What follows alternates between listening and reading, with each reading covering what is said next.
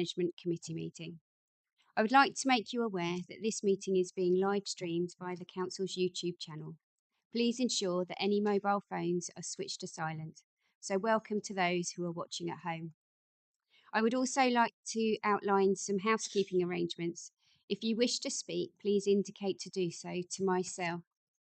To enable your microphone, please press the middle button, which will turn green, and the microphone will light up red at the top to indicate that this has happened. Please remember to press the middle button when you have finished speaking, as it is particularly important that all members use their microphones so that the audio can be picked up through the live stream. In the event of a fire alarm sounding during the meeting, please stand and follow the meeting administrator to the evacuation point outside of the building. Firstly, do we have any apologies for absence? We have apologies from councillors Dew, Niche and Gardner. Chair. Thank you. Thank you, Councillor Sanderson. We will move on to item 1 on the agenda. Do we agree these minutes are a correct record of the meeting held on Monday, the 18th of September 2023?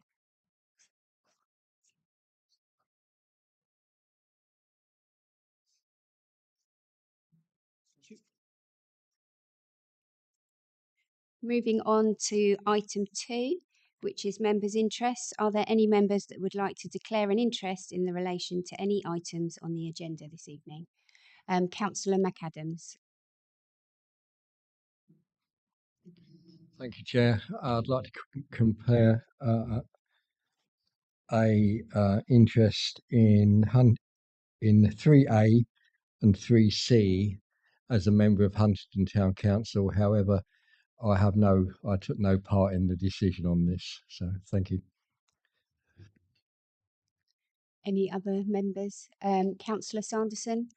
Chair, I need to do the same as Councillor McAdam, and Councillor Wakeford and I were having an argument on our way in about who's the ward member for item 3A.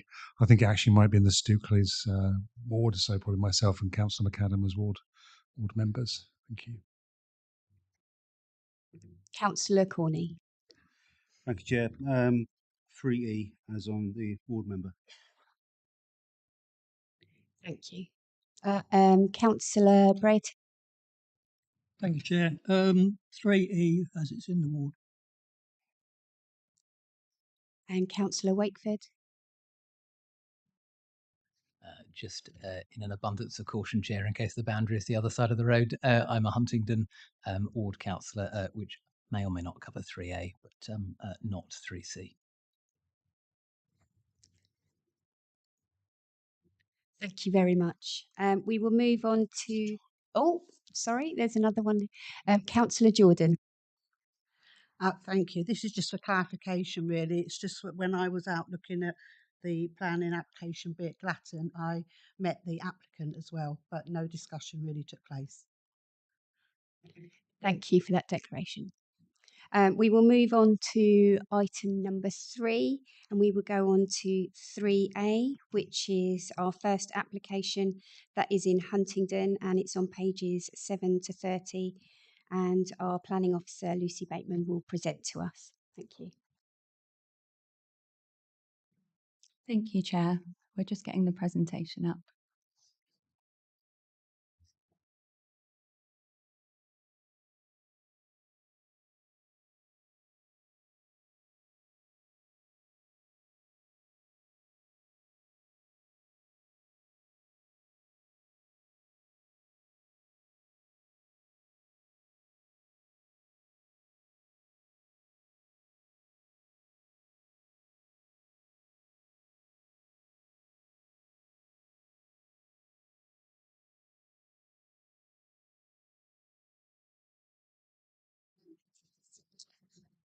So this application seeks planning permission for the erection of 11 single-storey use class E business units with associated internal access road, 45 parking spaces and landscaping works on land north of 11 Latham Road, Huntingdon.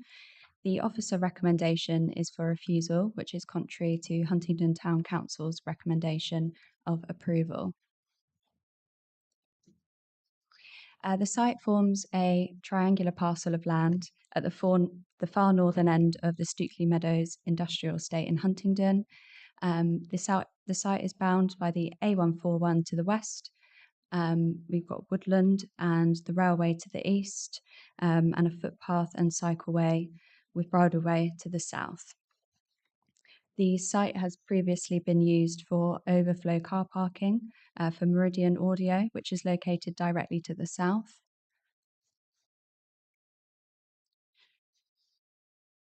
The application form sets out that it hasn't been used as such since 2010. Members should note that the applicant has previously engaged with the local planning authority through the pre-application route, and that was back in 2019, and that was for 7 to 8 units. But the current scheme that we have before us increases the number of units and is for an alternative site layout. So in terms of the constraints to the site, there's a gas pipeline in the eastern part of the site, and that's shown in yellow with a 3-metre buffer zone shown in red. There is an existing woodland scrub area on the northwestern boundary, and this largely screens the site from Spittals Way. And the Great Stukely Railway cutting site, which is a site of special scientific interest, that's immediately to the east of the site, so the other side of the gas pipeline. It's worth noting that a new pedestrian crossing has been approved over the A141,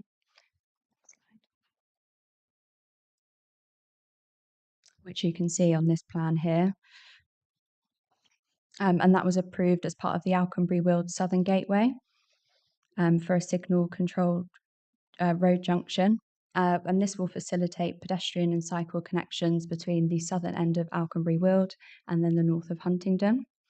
So the use of the footpath to the south of the site we're looking at is likely to increase significantly once this crossing access and the pedestrian and cycle routes are constructed. So looking at the proposed site layout, it comprises 2 blocks orientated east to west with a separation distance of about 18.7 metres in between them. There would be a central car parking area between the blocks and a small area for parking to the north of Block B. Block A would contain 7 units and Block B has 4 with a small landlord's building. Both buildings would have a lean-to design with a ridge height of about 7.7 metres, and the external materials proposed are blockwork, composite metal cladding and PV panels on a composite metal roof.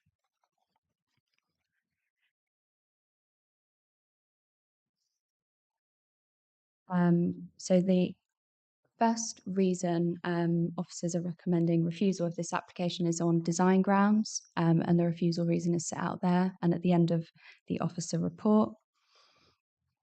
The urban design officer's comments have been summarised in paragraph 5.7 of the report, and their full comments have been incorporated into the design and visual amenity section, but I'll run through this now.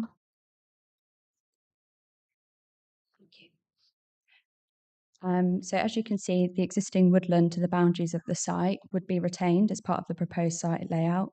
In terms of additional soft landscaping that's being proposed, we've got 2 small trees at the east end of the parking area, small strips at the eastern ends of the buildings, and then semicircular areas of planting adjacent to the cycle path. However, there will be limited soft landscaping within the site layout itself, which results in a landscape which is dominated by the buildings and hard surfacing. In particular, that central parking area, we've got long unbroken rows of 18 to 22 spaces. And we've got here an extract from our design guide supplementary planning document. So the site layout, the lack of soft landscaping that we've identified would be contrary to the guidance contained here, that states that generous areas of soft landscaping and tree planting should be provided both within the car park as well as around its external edges, which will help enhance the appearance of car parks. And then here we just have the proposed roof plan and floor plan for Block A. And in terms of the elevations for Block A, as you can see, we have a long south-facing elevation, and that's largely blank except for the high-level windows, roof lights, and solar panels. The building is set back roughly 4.5 metres from that footpath and cycleway. The urban design officer considers that the 4 semicircular areas of planting and tree planting in front of the south elevation will do little to break up the massing. There is also concern that this would result in poor surveillance and supervision over the footpath, and that the length of this elevation in close proximity to that footpath would appear visually prominent. And then just looking at the design guide SPD again, this provides guidance on the design of big box uses, such as industrial and retail units within urban areas. And this states that they should provide active frontages overlooking public spaces and routes. And in the figure there, we've got some examples of ways that this can be done. And then moving on to the following page of the design guide, this sets out that new industrial and retail buildings, acknowledging that they're often large structures with limited active frontages, but integrating landscape screening along with setting back the building to improve its relationship with the street scene should be considered. And this is the plan for Block B. And then in terms of the elevations for Block B, both Block A and Block B have entirely blank east elevations, and they would face the internal access road. And it's not considered that they've been designed to address or turn the corner. So our design guide SPD, shown on the previous slide, suggests that the use of windows can add interest to corner elevations, and also provide natural surveillance over the approach to the site. And then again, there's some specific guidance for non-resi development and how they can be designed to turn a corner. And that's a page 139 of our design guide SPD. And then we've got some sections here, and that shows the relationship between the proposed buildings, the cycle path, and then Meridian Audio building and car park. As set out in the refusal reason, officers considered that by reason of the design, layout, and separation distances of the 2 blocks, along with the dominance of car parking and hard standing, together with limited soft landscaping being incorporated into the scheme, the proposal represents a cramped form of development that doesn't achieve a high standard of design and would result in visual harm to the site. And as set out in the report, this would be contrary to the Huntingdon Neighbourhood Plan, the local plan, the design guide, and the NPPF. And then moving on to the second reason for refusal, this relates to drainage and was based on an objection received from the lead local flood authority. This is set out within paragraph 7.24 of the report. Essentially, the drainage calculations included within the drainage strategy plan do not fully model all flood events and use incorrect rainfall data. And we also haven't had evidence provided that there's an in-principle agreement with the sewer undertaker, which will be required to discharge into their system at an agreed rate. So the LLFA raised an objection on this basis, and officers can't be assured that the proposal would be acceptable in terms of flood risk and surface water drainage. And we do have an officer from the LLFA here virtually, should members have any questions on that. And then we'll just move on to some photographs of the site. So here we have the view looking west along that cycleway and footpath, which connects with Latham Road.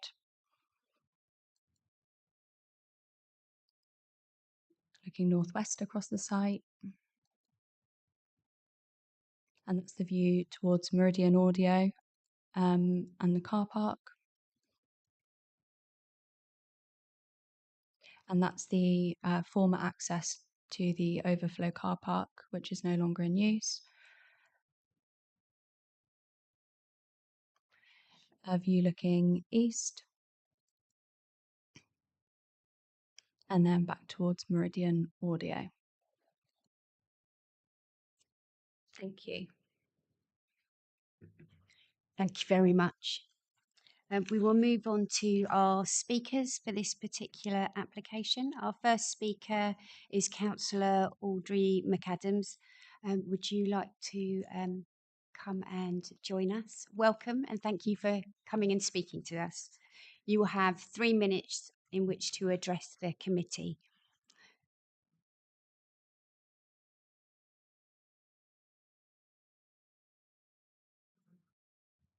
Good evening. Right, I must start by saying once again, I wasn't at the meeting, so I'm actually reciting what I've been given, and hopefully any questions you may have, you'll get in this what I'm reading. Right, reference the land north of 11 Nathan Road, Huntingdon. The construction of 11 new use class E single-storey business units on the associated access road, parking and landscaping, land north of 11 Nathan Road, Huntingdon. Huntingdon Town Council recommend approving the development, and this is already a pre-existing industrial area, and the proposed development is providing additional business units. Parking has been allocated in the development. There are two main grounds of objection, the neighbourhood plan and the drainage plan. There are two parts of the neighbourhood plan that the planning officer cites in recommending refusal. BE1, design and landscaping, and BE2, local distinctiveness and aesthetics. In this case, we disagree with the planning officer's reading of BE1 and BE2. On BE1, the density of development is similar to the rest of the industrial estate as mentioned at C, and so is acceptable. On B2, the design of the building is thought to be acceptable, and while the visual impact is noted, it is felt that this does not outweigh the benefits in terms of new employment, etc. As such, we think that the particular location of this building mean that BE1 and BE2 of the neighbourhood cannot be relied on as grounds for recommending refusal. We note that the business units would bring valuable employment to Huntingdon and that it would be easily accessible from the Oxmoor. However, we do recognise issues around flooding and drainage that are raised may well be material considerations. And that's what I've been told to read. Thank you very much, Councillor McAdams. Are there any questions for this particular speaker? There are no questions. Thank you very much, Councillor. Thank you. Our next speaker for this particular application is the applicant, Martin Coulson. Would you like to come and join us? Thank you very much. And when you're ready, you can press the middle button and you'll have 3 minutes in which to address the committee.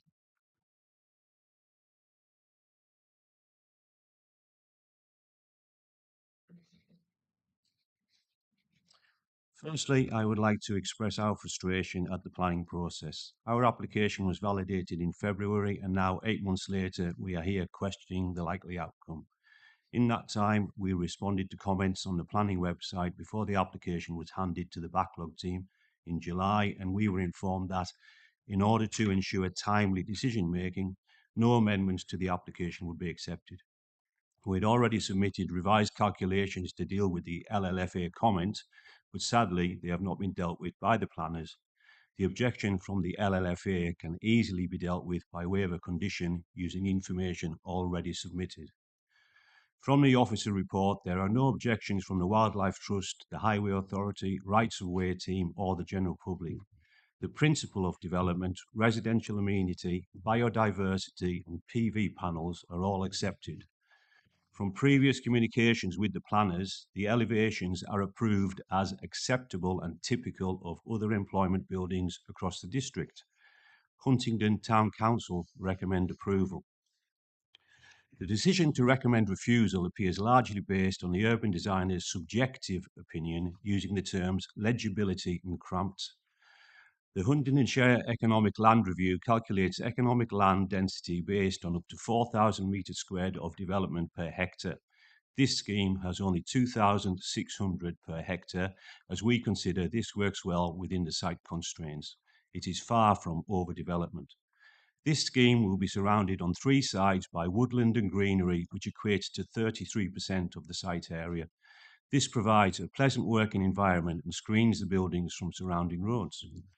This is an industrial area. The layout is not uncharacteristic of the surrounding area, as the nearby sites of Huntingdonshire Council, Hilton Foods, Hollandia, Volkswagen and Audi and others all have nominal planting within the site. However, we improve on this by increasing the biodiversity and having 33% of our site area as trees and greenery. So perhaps we are uncharacteristic, but in a very good way. We have followed the Huntingdonshire Design Guide in that our southern elevation along the footpath is broken up by the use of low-level blockwork and high-level cladding with high-level windows. The elevation is set back 4.5 metres from the footpath, and the area will be planted with additional trees and greenery. We also have an 18.7 metre central corridor, which is in excess of the 18 metre minimum noted in the Huntingdonshire Design Guide. We provide affordable units for local people using an optimum design and layout that is well received by industry professionals, tenants and visitors. In conclusion, the application is for much needed small-scale sustainable development using a previously approved successful design and layout that complies with recognised and measurable guidelines. This site will provide local business opportunities, employment and council additional revenue. I hope you will see sense and, as suggested by Huntingdon Town Council, approve this application. Thank you. Thank you very much for addressing us. Are there any questions? Councillor Davenport-Ray.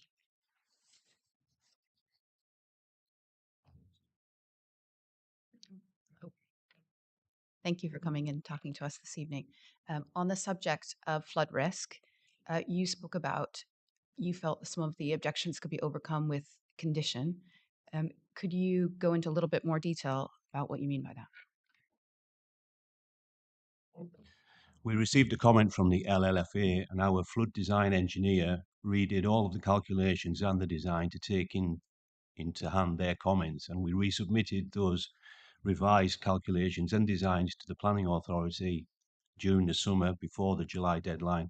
They did not deal with them and they did not pass them on to the LLFA for comment or consideration. So those could very easily be incorporated or resubmitted, and we believe the LLFA would be satisfied with the resubmission. Thank you. Are there any other questions for this particular speaker? There are no other. Oh, sorry, Councillor Gorson. Thank you, Chair. As far as the cycle path and footpath that runs in front, that the entranceway is going to pass over to get into the site, what mitigation can you put in place to make sure it is safe for the cycleway and footpath users? As with this amount of units, there's going to be multiple vehicles going in and out, and they need to be aware of the footpath. The design of the accessway was previously approved, and there are no objections from highways or from the public rights of way team or from health and safety with regards to the accessway.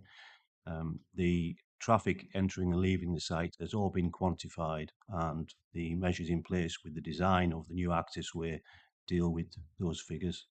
Like we say, no objections from highways or the public rights of way team.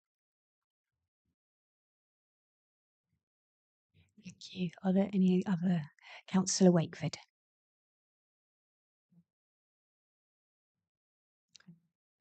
Thank you. I just wondered if we could give you the opportunity to comment with respect to the design guide that's been referenced by officers in the presentation this evening, just so we're clear about your position with respect to that. Is it fairer to say that you are suggesting that the design before us does comply with the guide, or are you suggesting that we shouldn't be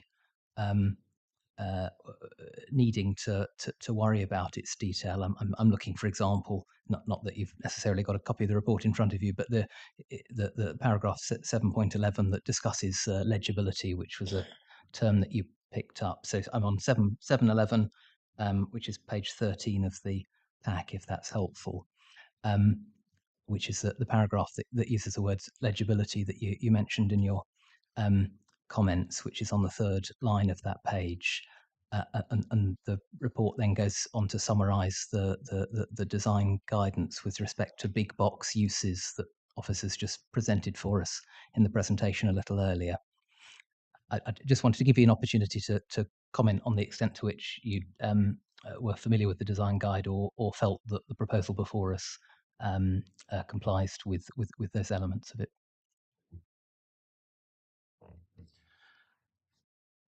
The design guide is for big box, and these are very small scale industrial units for startup businesses which are in dire demand in Huntingdon. We believe that we do comply with large facets of the design guide, and we try to comply with it as much as possible. When it says it's the legibility of the unit, it's a very subjective opinion. And we believe, and our architect believes, the legibility of the units is more than adequate, and people will know that they are there. It's at the end of a dead-end road, and it's across private land to get to the estate, but the unit will have legibility. The south elevation is not a blank elevation by any stretch of imagination. If you run along the footpath and look at the B&M warehouse, they have a 7-metre high blank brick wall, which is very stark compared to what we are proposing. We have low-level brickwork and blockwork. We have high-level cladding. That's broken up with trims and details. We've got high-level windows to allow daylight into the units. It's not a stark and drab and blank elevation. It's quite interesting. And the planting that we are proposing and the setback of 4.5 metres is exactly what was brought up as a clause from the design guide. That complies 100%. The spacing, there's an 18-metre corridor width detailed in the design guide. Our corridor width is 18.7 metres. So again, we're in excess of the design guide corridor width. We've used this design in other developments in the area and out of the area, and it's been very well respected and very well taken by industry professionals, by local councillors, and by the people that actually use and work in these spaces. They do really like them. They work particularly well. It would be a real benefit for Huntingdon. Thank you. Are there any other questions? There are no other questions, so thank you very much for addressing us this evening.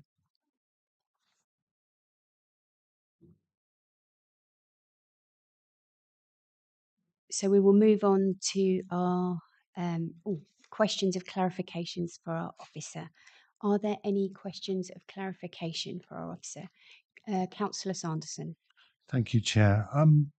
Paragraph 7.14 intrigues me a bit because it talks about cramped form of development, results in visual harm to the site, uncharacteristic of the surrounding area. But from the site visit and the photos we've seen, and I live reasonably close to this site, and I know it reasonably well.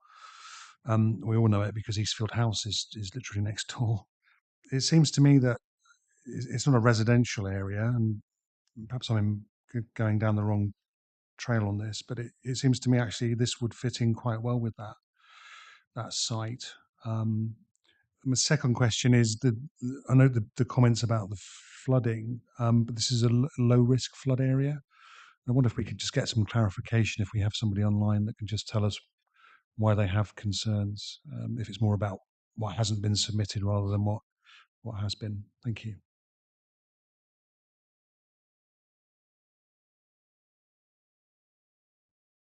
Thank you. Just to address your first point about the character of the area and the impact the proposal has. So what we have in terms of the existing character of the site, it's undeveloped. We've got that extensive woodland against the A141, and obviously introducing any built form is going to have an impact on that character. I think there's an opportunity here, and as set out in our design guidance, we are expecting to see soft landscaping introduced.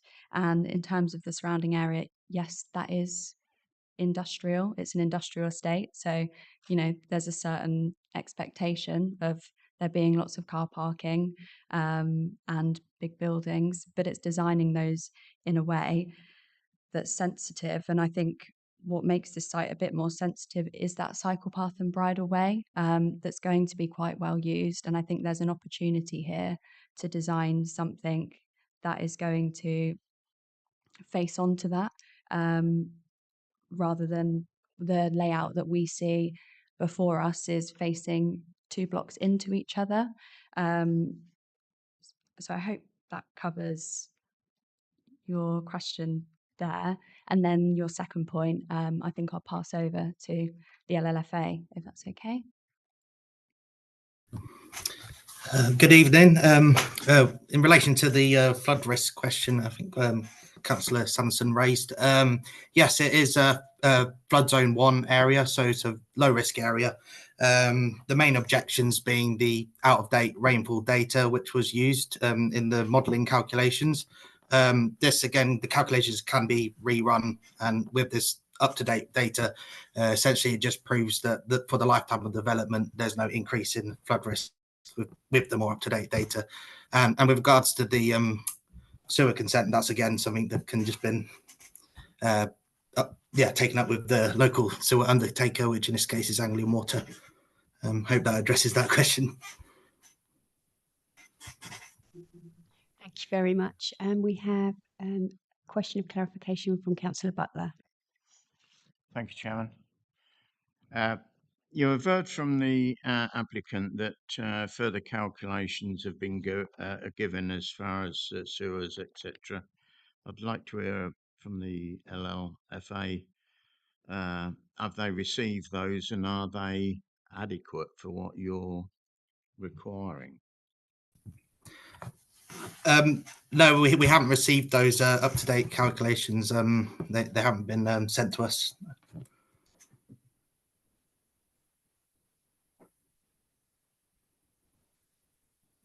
Just to clarify, whether the applicant sent them to you or to the actual LFA, because obviously there's a connection here that hasn't been made, is there? If the applicant has sent further figures on and we haven't got them, I'm wondering what's happened. Our planning officer. Thank you. So you might be aware that I'm presenting this application on behalf of another case officer. From what the applicant said, it sounds like that went to the case officer at the time. And you will probably be familiar with our no amendment policy. So we wouldn't have accepted those amendments during the course of the application. And hence that's why we wouldn't have forwarded them to the LLFA.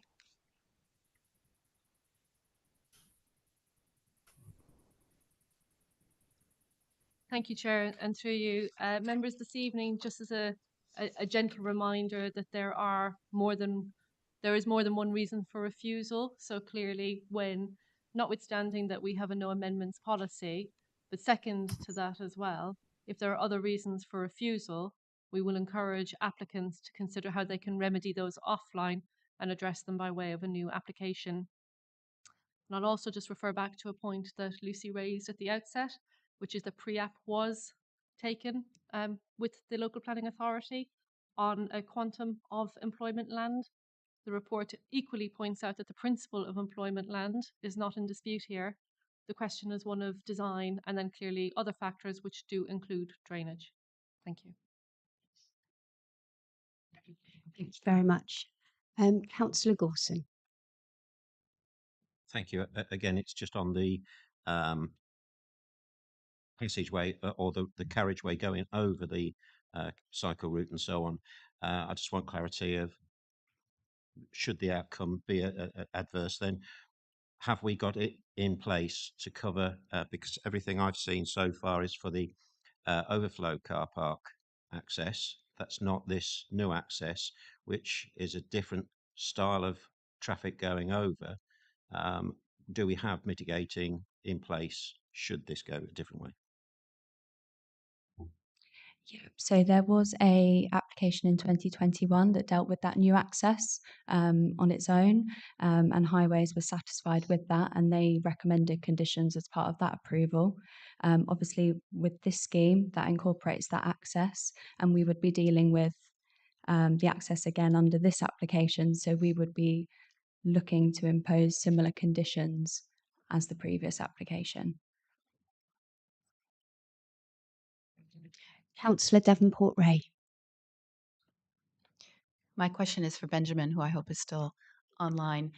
We had a suggestion from the applicant that perhaps the flooding concerns might be dealt with through conditions. Given that there's a level 1 flood risk on the site, do you believe there are conditions that could overcome this issue?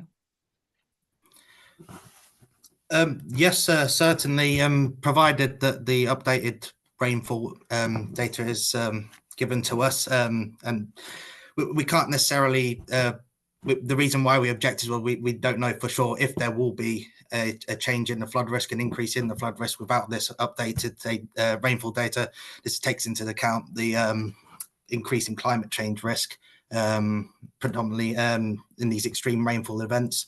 And again, with the sewer undertaker consent, again, this could easily be conditioned, but essentially without that consent, there's nowhere for the surface water to go, hence why we objected. But both of these points could have been conditioned, yes.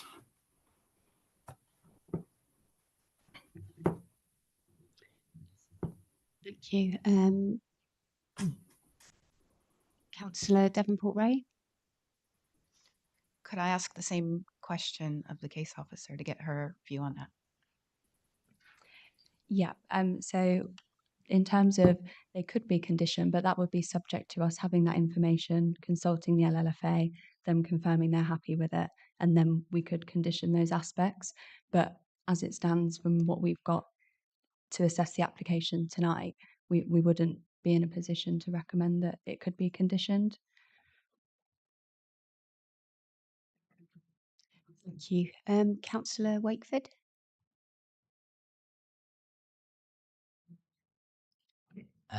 Two questions, if I may, Chair. The first is with respect to the appropriateness of the big box term to describe the proposal we've got in front of us. I think the applicant suggested these units are small enough that we shouldn't consider that element of the design guide to be relevant. I just wanted to invite officers to comment on the extent to which it's appropriate for us to consider this to be a big box example in the language used in the design guide.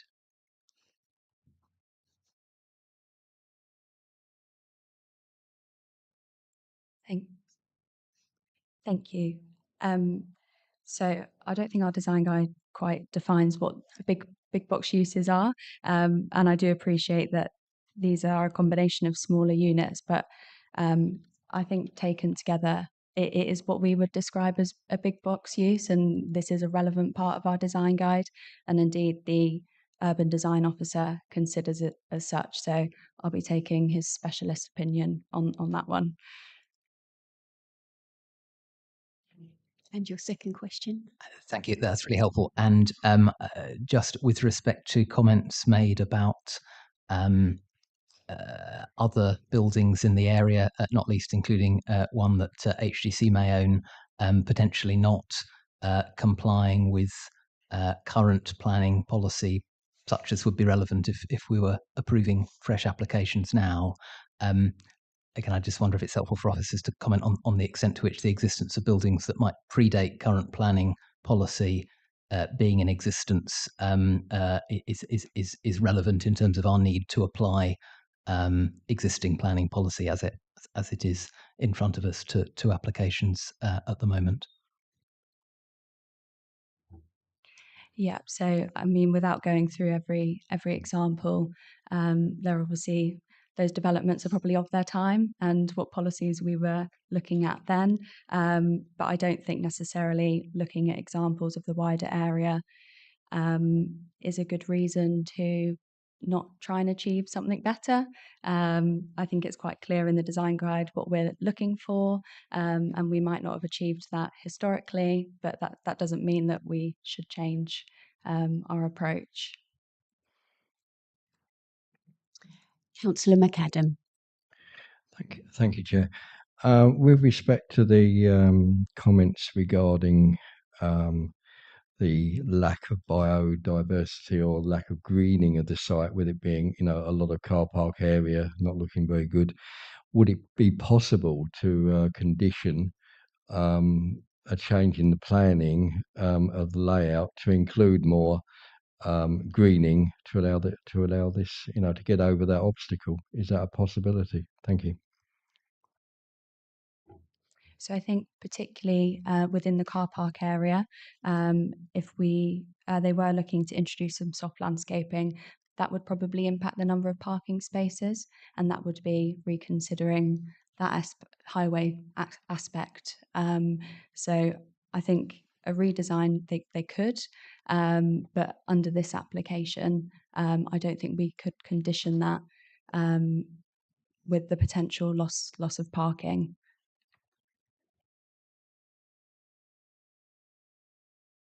Right, are there any more questions of clarification?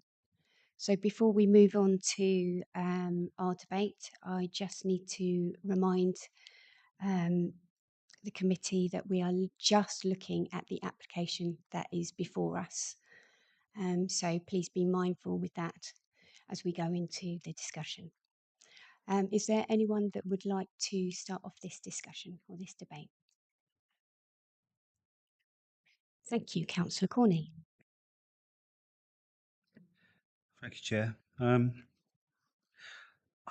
Sort of on the fence for this one still, I think, at the moment. I think just working my way through now the issues. Flooding, we've heard that could potentially be conditioned, so that's this is just one point. The landscaping on the footpath, sort of, I'm at variance with that one because I feel if there was to be planting all the way along that footpath, we're saying at one point there needs to be a view there for safety of just keeping an eye on the footpath, and then if we go and plant all the way along there, we're going to lose that anyway. So actually, the fact that it's broken planting, I quite like that. That sort of puts me towards it. Then I completely understand as well the inward facing design of it, and I think I'd sort of prefer to see the outward facing, which is a complete change. But so I'm not going to make a recommendation by any means at the moment, but be interested to see where the rest of the debate goes. Thank you. Thank you very much. Councillor Wakeford.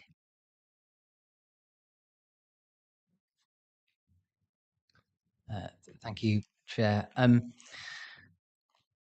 I think it's entirely clear to me that there is an application that could have no difficulty in securing approval on this site, as we were reminded in introduction that the principle of development is not an issue at this location that's addressed. There are aspects of the proposal that are extremely laudable, not least the use of significant PV cells on the roof, as the applicant's drawn attention to, that are actively good practice and undesirable.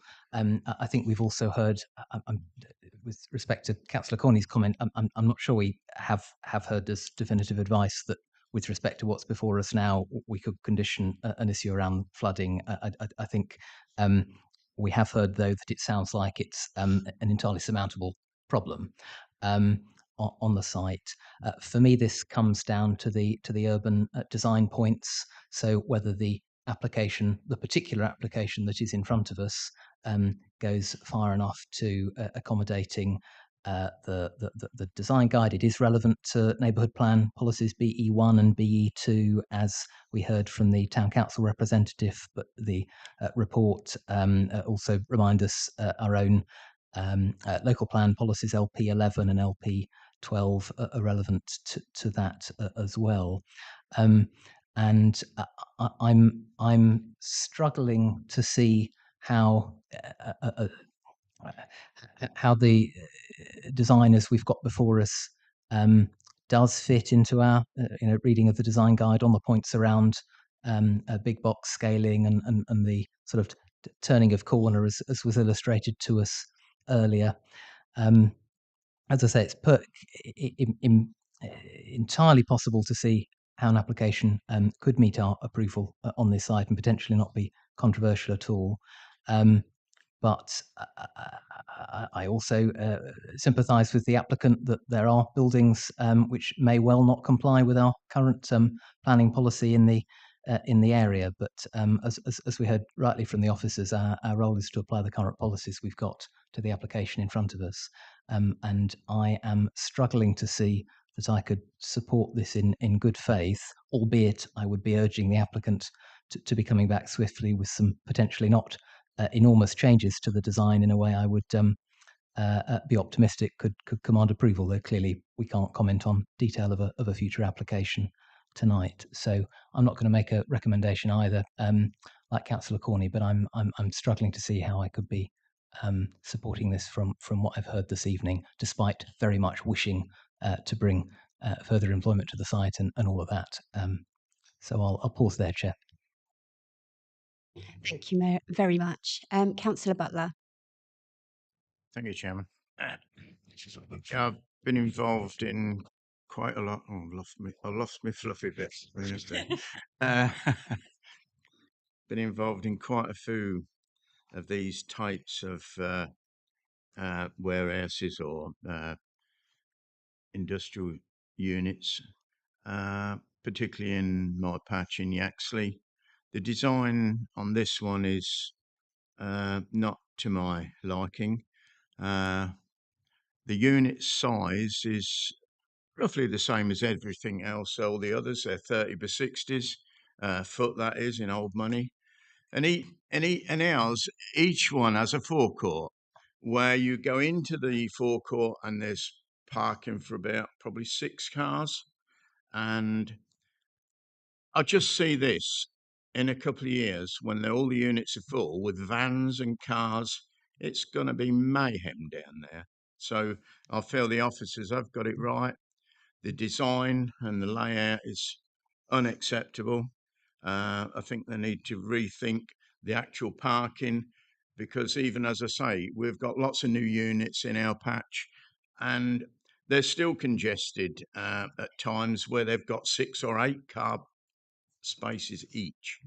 So I will make a recommendation, and I'm happy to go along with the officer's recommendation of one of refusal, if you'll accept that, Chairman.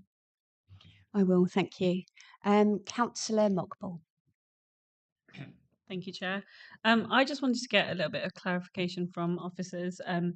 You said that there was a pre-app advice sort out in the beginning. So can you just tell me, like, what happened between that advice and the application that we've got here before us? Like, what is it drastically different to what you advise, and what's really gone wrong here? Because that's a service for companies like this to use and help to streamline the process, but some things happen between there and now, and I'm just a bit confused why.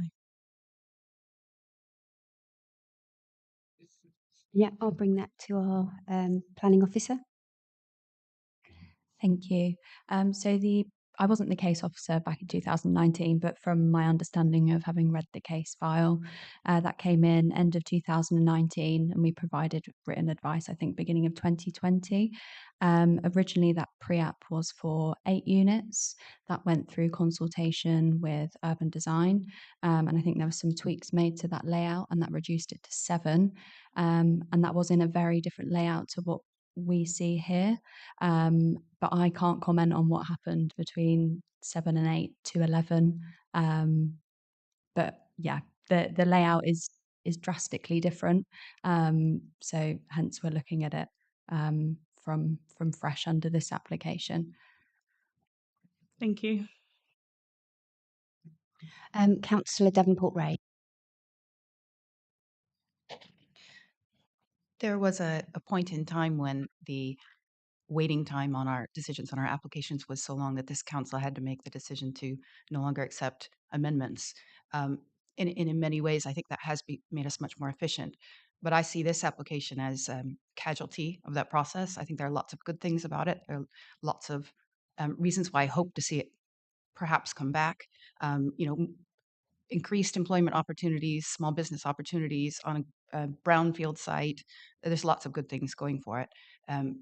But I think as it stands before us, I would like to second Councillor Butler's recommendation to go with the officer suggestion of refusal. Thank you very much, Councillor Davenport-Ray. Councillor Sanderson. Thank you, Chair. I think this is a very close one, actually, and I, like Councillor Corney, was really undecided even during the course of this debate. I think there are robust reasons to decline this, but my view also is somewhat clouded by the fact there are economic and employment opportunities here. I know this is outside of the established employment area. I think I would probably actually go with the officer recommendation here. I think it is very clearly outlined. I know Councillor Butler's comment about the concerns about parking and traffic movements, but I think the Highways Authority, County Council have not actually raised an objection to this on that basis, but I do understand his concerns about it. And I think, as Councillor Davenport-Ray just said, that we're probably not that far from what could be an acceptable application, and it probably does need to come back here at some stage should the applicants wish to do so. But as Clara rightly pointed out, we can only deal with what is in front of us this evening. Thank you. Councillor Gorson. Thank you, Chair. Councillor Davenport-Ray beat me to it on seconding Councillor Butler's proposal. Mine is much against the same, that on a lot of these industrial units where you've got parking out in front, it's for customers, and normally the delivery bays are at the back, and so that it is divorced from, and it wouldn't cause a problem. Whereas I do see that this would cause a problem of delivery bays. If the delivery bay came to number 1 or number 8, it blocks the whole lot off once the car parks are being used in front of those bays. So I'm with that. I do think there is a need, there is a potential here, but I do think they've not got it right at this stage. Thank you very much. We have a recommendation of refusal from Councillor Butler, and it's been seconded by Councillor Davenport-Ray. All those who are in favour of refusal, please raise your hand. 1, 2, 3, 4, 5, 6, 7, 8, 9, 10, 11, 12. So that is unanimous, and so it has been refused. We will move on to item 3B on the agenda, which is an application for the erection of stables in Glatton, which are on pages 31 to 54, and they will be presented by our planning officer, Lucy Bateman. Thank you, Chair. So this application seeks planning permission for the erection of stables and the formation of a menage on land east of High Hayden Farm. The officer recommendation of approval is contrary to the Parish Council's recommendation of refusal.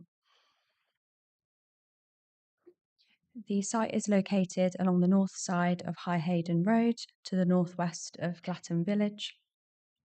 The site appears to have been used most recently as paddock, and there is an existing access in the southwest corner of the site. Here we've got an aerial image of the site, and this was taken from 2019. And on the next slide, we've got a slightly more up-to-date aerial image taken from Google Maps. And this shows the existing stables in the corner of the site. So these don't benefit from planning permission. No detailed information of these, so elevations or floor plans, were provided as part of the application. The applicant has set out that their intention is to remove these should they get permission for the proposed stables. And we would be recommending a condition to that effect. And you'll also note that the description of development was updated during the course of the application to remove reference to retrospective approval of those stables. So the proposed stables would have an L-shaped design, and they'd be sited to the northeastern corner of the site. Adjacent to this, there would be the proposed menage, which would measure 20 by 40 metres. The perimeter of the menage would be surrounded by new hedging, and we have also got a proposal for new boundary hedging with post and rail fencing along the southern boundary of the site. The proposal also includes the creation of a new vehicular access point. Whilst the site is served by an existing access, and that's in the southwest corner of the site, following comments from the Highway Authority during the course of the application, a new access has been proposed, which is sited further east, and this was to ensure that adequate vehicular visibility displays could be achieved. And as set out in paragraph 7.24 of the officer report, it is recommended that a condition be imposed to ensure that the existing access point is permanently closed, and that would be to a scheme agreed by the LPA in consultation with the Highway Authority. The layout plan here provides some further details of the proposed stable block and menage. The stable block would comprise 7 stalls, a tack room and a store area with an external yard. And the menage would have an ash and sand base, and again, as I've mentioned, enclosed by a new hedge.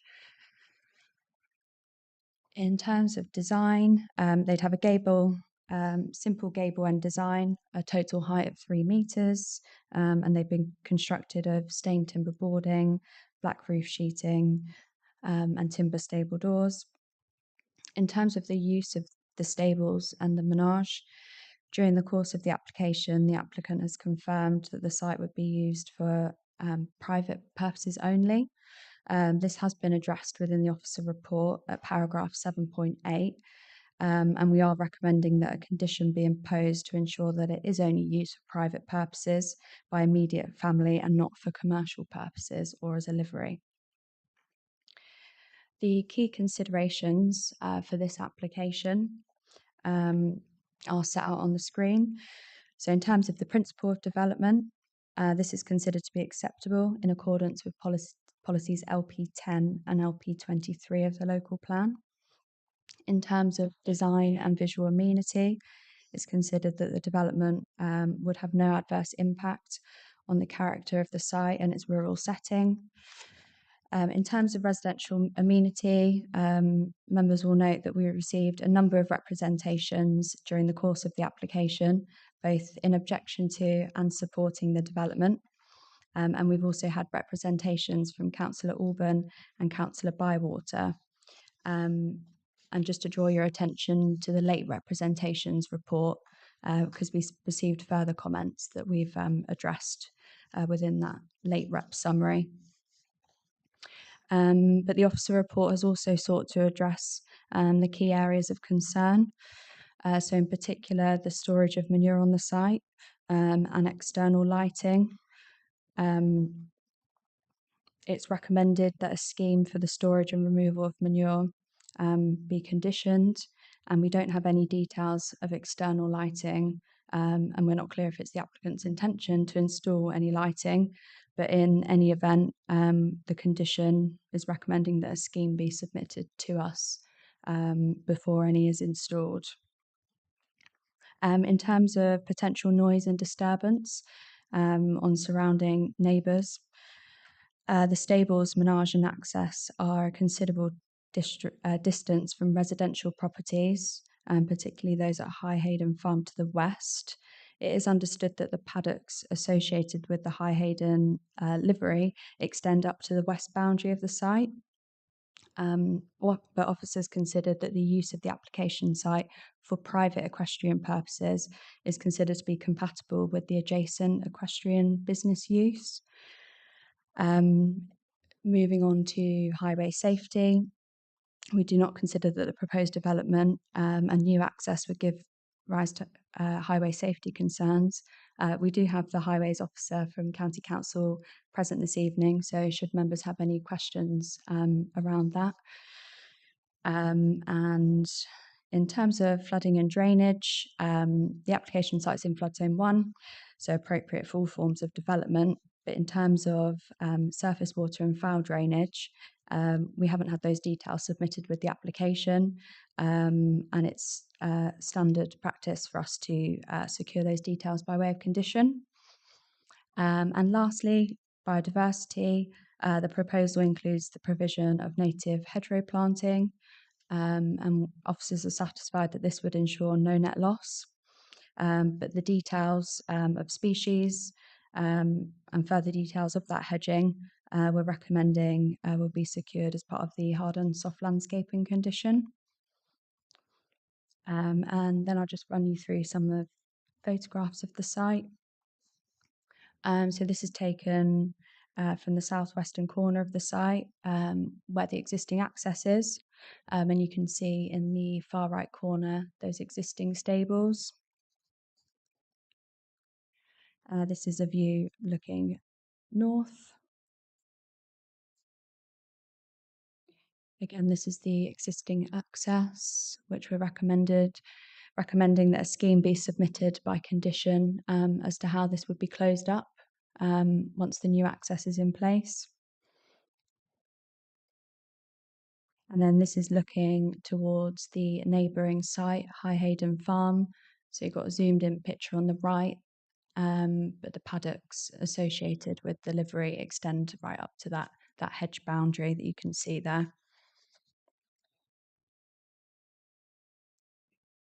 And then this is looking west, and this is roughly taken from where the proposed access would be. So that's the sort of visibility that you would get from that access. And then looking the other way, roughly from where the proposed access would be. So officers are recommending approval subject to those conditions set out in the end of the officer report.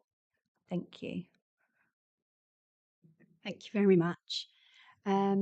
We have got 2 speakers for this particular application. Our first speaker is Councillor Stretton from Glatton Parish Council. Thank you very much for joining us this evening, and when you're ready, you have 3 minutes in which to address the committee, and you can press the middle button. Thank you, Chair. Thank you, Committee. Thank you for giving me the opportunity to actually come to a meeting in person. I spend my day on Teams these days, so it's nice to actually come into the room. So I want to cover a couple of topics that aren't immediately apparent from what we've seen on screen. Is that the original application, which was the basis upon which Glatton Parish Council recommended refusal, was quite different and covered business use for livery, and we were also, obviously, as has been described, looking at the access point, as in the existing one, and at that point there'd been no proposal for moving it further down the hill. For those not familiar with the site, it's relatively close to the top of, I know, a hill in Cambridgeshire, but believe me, it's there. Quite a steep hill coming over the brow of the hill, and the site's on the left. I know the revised application has gone through the various officers through highways, etc. So that's a welcome point.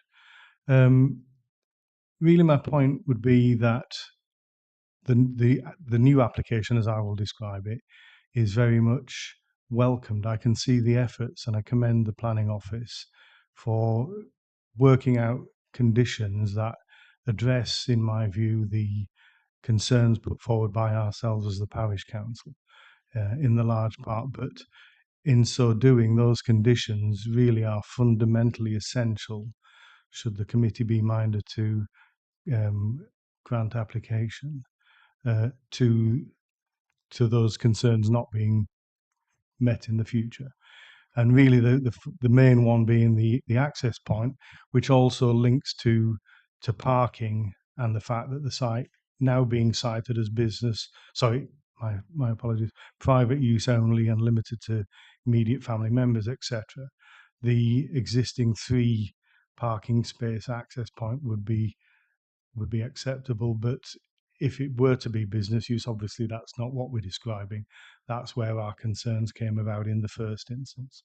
So moving the thing down the hill, the access point, taking the sting out of people coming around what is a very tight corner down a hill on a single track road, out of the problem. And then finally the point around having the existing buildings which are built direct onto earth and really do get very muddy taken down, I think is also welcome.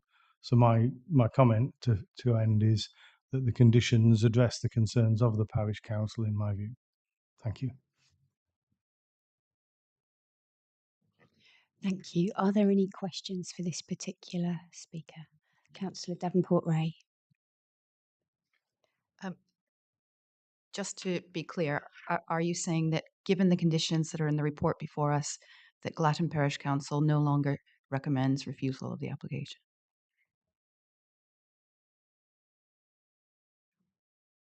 That's correct. Could I just clarify that that is a council decision? I put it to the council last week when we first became aware, so yes. Thank you very much. Are there any other questions for this particular speaker? Thank you very much for addressing us. We will move on to our next speaker, who is Wayne Matthews and Joanne Longland.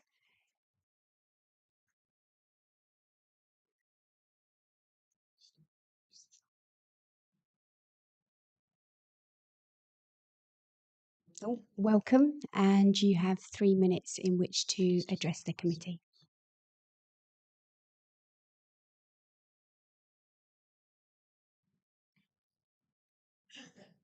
Hello, I'm just here to answer any questions. Lovely, thank you. Are there any questions for our applicant? Councillor Jordan.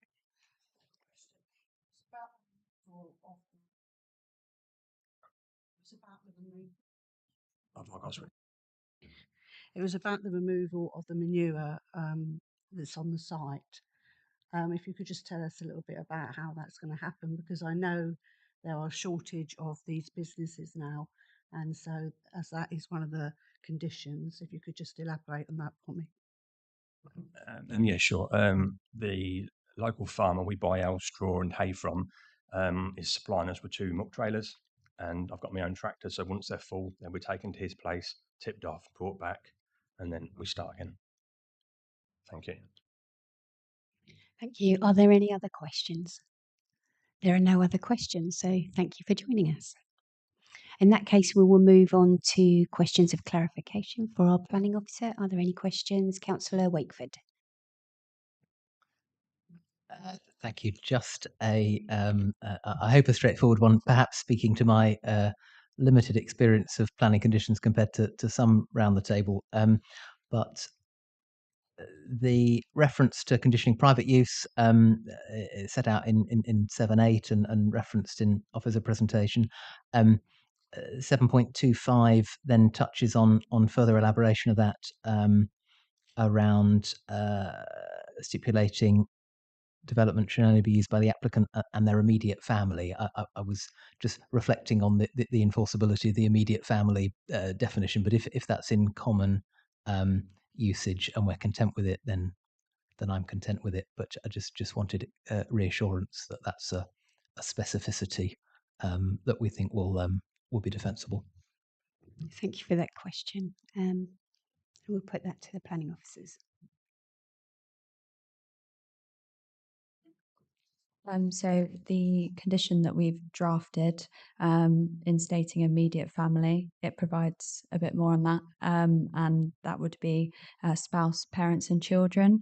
And then the condition would go on to say, and shall not be used for a livery stable or as part of any commercial enterprise. Thank you. If legal colleagues are content that that's not intolerably restrictive, then that's helpful.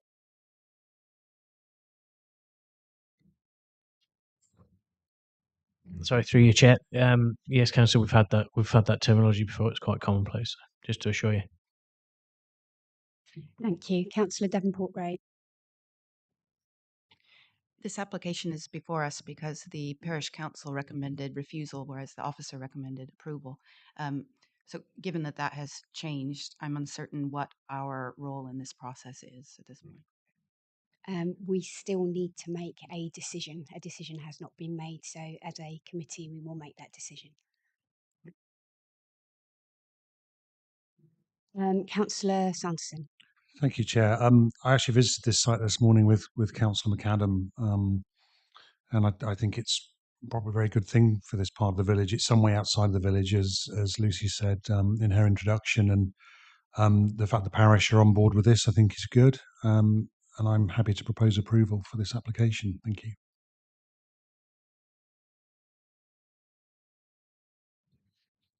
That's okay. I will accept that, but we will move on to the debate. So we already have a recommendation of approval, but we will carry on. Is there anyone else that would like to contribute to the debate? Councillor Jordan. Yes, I too visited this site, and it does seem in keeping with the area. And I think there are 18 conditions on it, and as long as those conditions are made sure that they're met, then I would second the proposal for approval. Thank you very much. I will take that as being seconded. As long as everyone else is agreed, can we go to a vote? Councillor Sanderson. Oh, sorry, Councillor Butler. Well, it's just a comment while the applicant's here.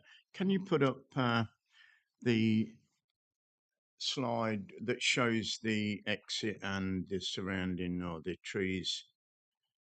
It's just a personal thing, really, because looking at it, I backed in there yesterday, and it's a very narrow road.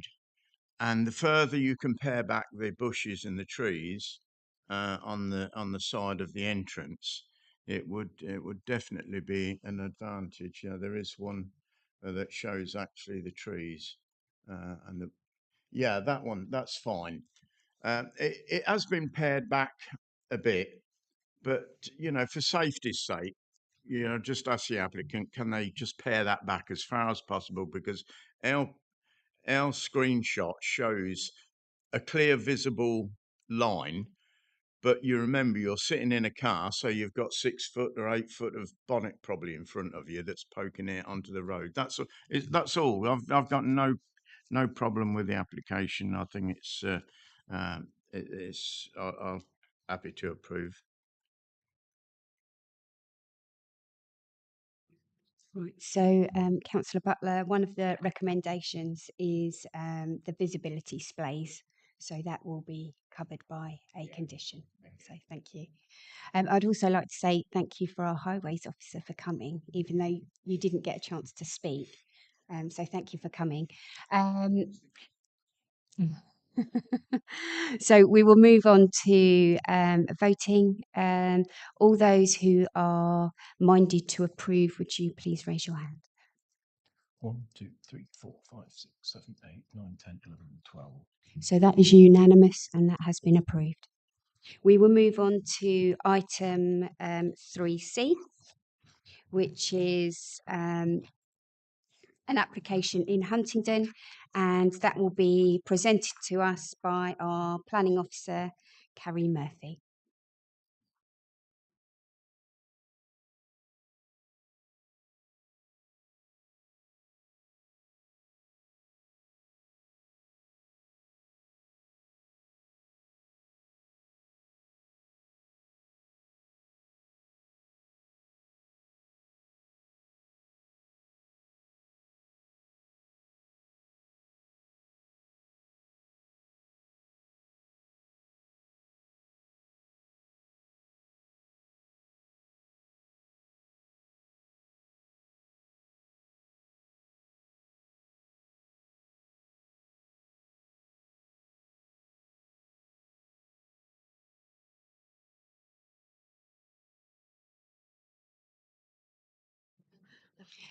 Thank you.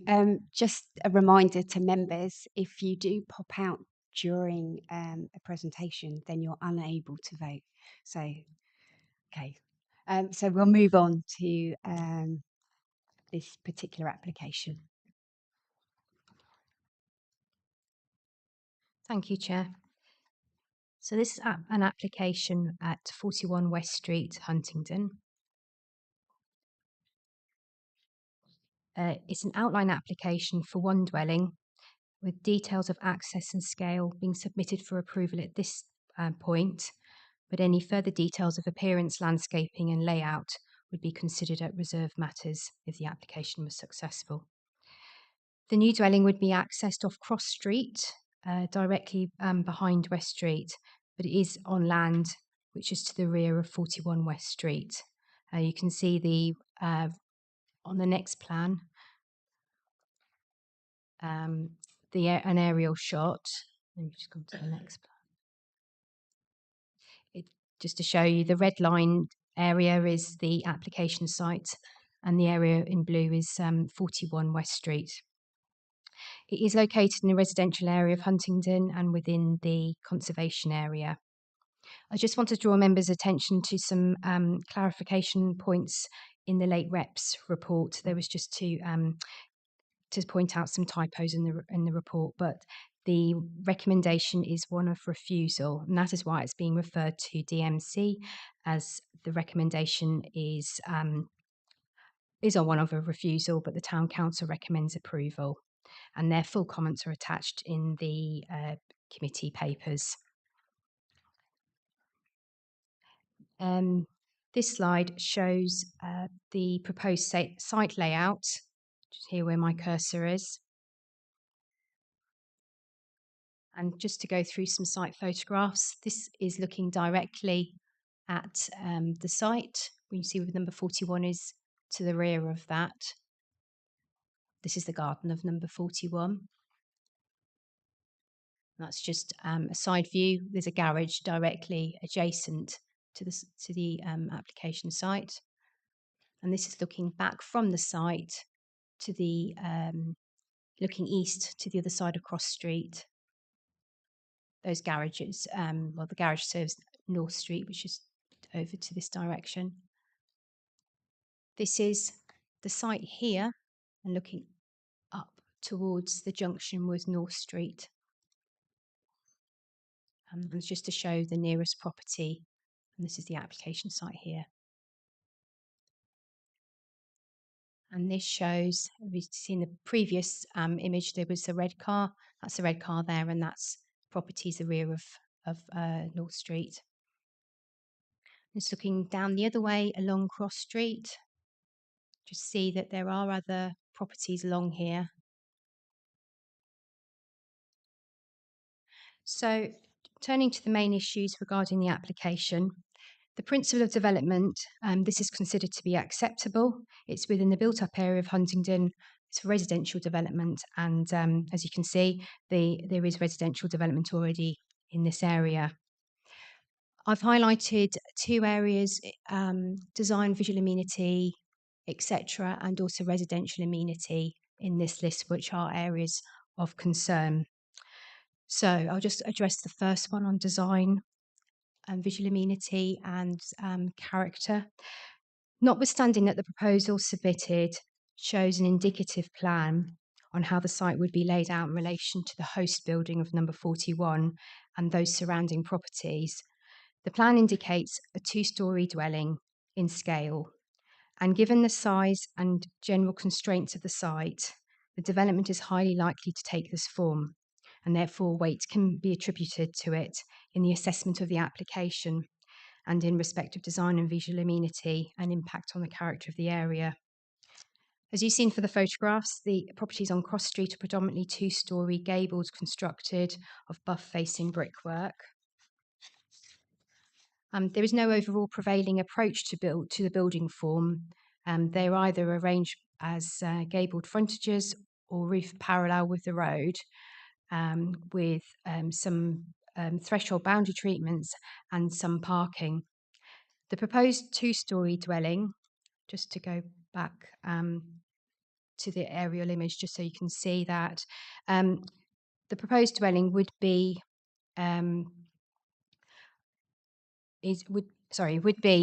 northwest of two single-story garages and 12 metres approximately southeast of the two-story element of number 8 North Street. That's shown there with the purple star. Overall, it is considered that a two-story scale proposed dwelling would be acceptable in terms of its visual impact on the street scene of Cross Street and the surrounding area. However, due to the narrow width of the plot, the proposed dwelling would occupy the entire width. The plot is 5.5 metres wide and the dwelling would be 4.6 metres wide, resulting in very narrow gaps to the north and south. And this would make the removal of bins and getting access to the rear garden very difficult. Furthermore, there have been concerns raised by the conservation officers and the urban design officers about the appearance, landscaping and layout of the proposal. This includes the setback distance of the dwelling from the road and the extent of hard surface to the front of the property being out of character with the street scene. So based on the scale of the proposed dwelling, and it is not considered that a detailed scheme can be brought forward that would address these concerns. Moving on to residential amenity, as I identified, the nearest neighbours are at number 6, 7 and 8 North Street and also 41 West Street. The plans as submitted don't show the relationship of the dwelling to the neighbouring properties, but I've just brought that up so you can just see where the dwelling is, and if you imagine that North Street properties are on this location here. This scheme shows that there would be only a separation distance to number 41 behind it of 11.1 metres. The HDC design guide requires 21 metres. As pointed out, it's noted that that this isn't dissimilar to existing relationships on West Street and Cross Street, and it would be unreasonable to refuse planning permission on this basis. However, consideration needs to be given to any first floor windows serving habitable rooms and boundary treatments in a reserved matters application. And for neighbouring properties along North Street, the proposed dwelling would only be 0.42 metres away from the shared boundary and approximately 5.8 metres from the rearmost elevation of those neighbouring properties for a length of the building. So given the close proximity of the proposed dwellings, its scale and siting south of the neighbouring properties and their private amenity areas, it is considered to result in significantly detrimental overbearing and overshadowing impact. And this would be contrary to policy LP14 and the design guide, as I've mentioned. So that's just dealing with those two matters. The others listed in terms of highway safety and parking, there would be sufficient parking with 2 spaces, and highways have not objected to the application in terms of highway safety concerns. The area is a low risk area of flooding, and there are no issues regarding flood risk and surface water. Matters regarding biodiversity, developer contributions, accessible and adaptable homes and water efficiency standards would also be acceptable if conditions were imposed.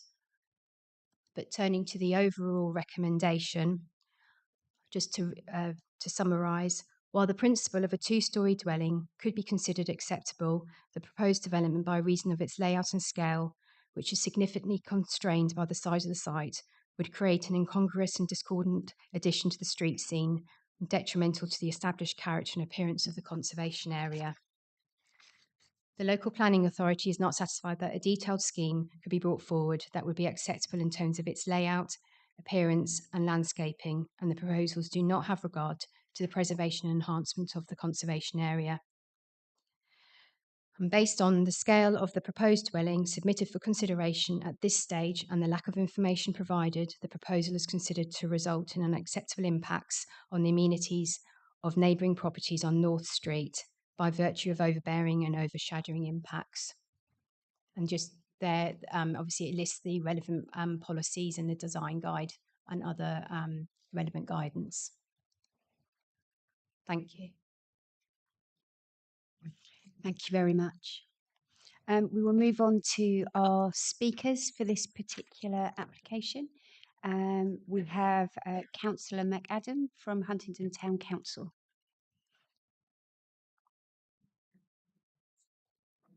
Welcome. Good evening. Thank you. Am I on? Yes, I am. This is, once again, I must apologise, I was not at this meeting, so I have very, very few notes to go on. This is coming straight from the chairman of planning. Our comments are limited to the neighbourhood plan. In respect of BE1, we feel that the proposed building does not degrade from the immediate area, particularly given similar developments in the area, and so meets requirement C. We feel that A and B are also met. Similarly, we feel the design meets the requirements of BE2 in terms of design, massing and density, given the existing developments in the immediate area. We do not think the proposal risks any heritage assets, and there is limited scope for archaeology, and so we also feel that BE3 is either met or does not come into play. For these reasons, we do not think that BE1, 2 or 3 can be relied on as grounds for recommending refusal. And that's all I have on the subject. Thank you. Thank you very much for addressing us. Are there any questions for this particular speaker? Councillor Wakeford. Thank you. I appreciate what you say about being familiar only with what you've just read out. So I suspect the answer to this question is no. But are you aware of whether the planning committee has considered relevant local plan policies as well as the neighbourhood plan policies? Did I understand correctly from what you said that they were focusing their consideration purely on the neighbourhood plan? Yes, that's all I've got. It was purely neighbourhood plan that they decided on. Okay, thank you. Thank you very much. Are there any other questions? There are no other questions, so thank you for addressing us this evening. Okay, we will move on to our next speaker, who is Alan Hawkins, who is an objector to this particular application. And also Eamon Fitzgerald, because you will be sharing your 3 minutes together.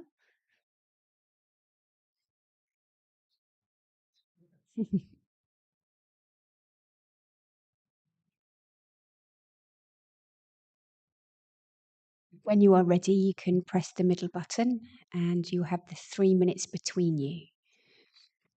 Just before I begin, may I address the chair? There is one more spelling mistake which I would like to point out, as I must misquote it, and that is the word spilt instead of split in paragraph 5.1. Thank you for pointing that out.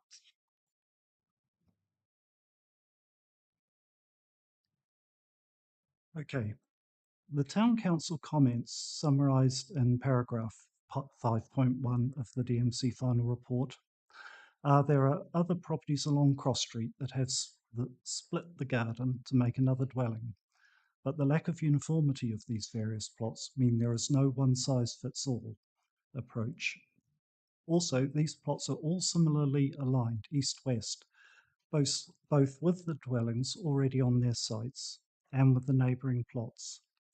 The proposed development is unique in that this is not the case, as some of the neighbouring dwellings are aligned north-south as well as east-west. And being aligned north-south means they are designed to optimise the benefits of the south-facing aspect and have the main garden stroke private amenity area to the south side of the main line of the buildings in North Street. It is these one-century-old houses that have given this part of the conservation area its original character, and the placement of a new build in such close proximity could be detrimental to this character.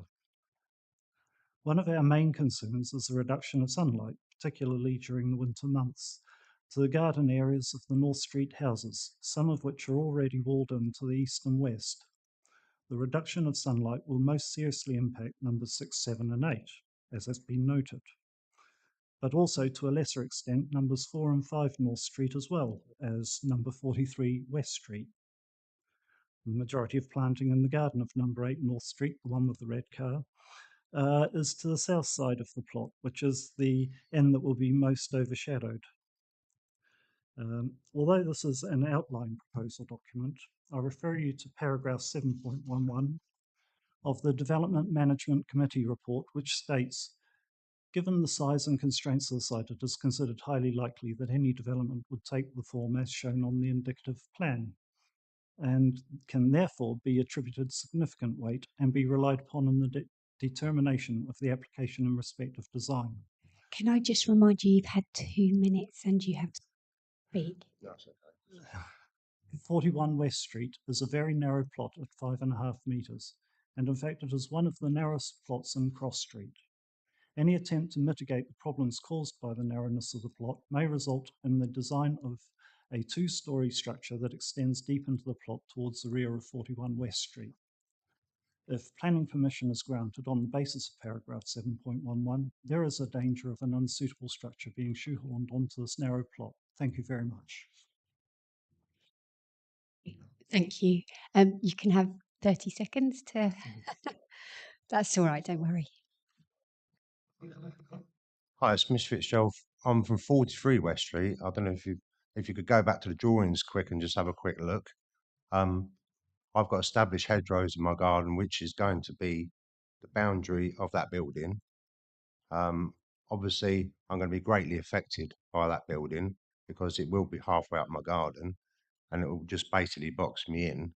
So I won't be able to, you know, basically, I'm already looked over both sides. If you look on the drawing, if you can go into the back view, so we put a view on there earlier from the back garden, looking up the drive.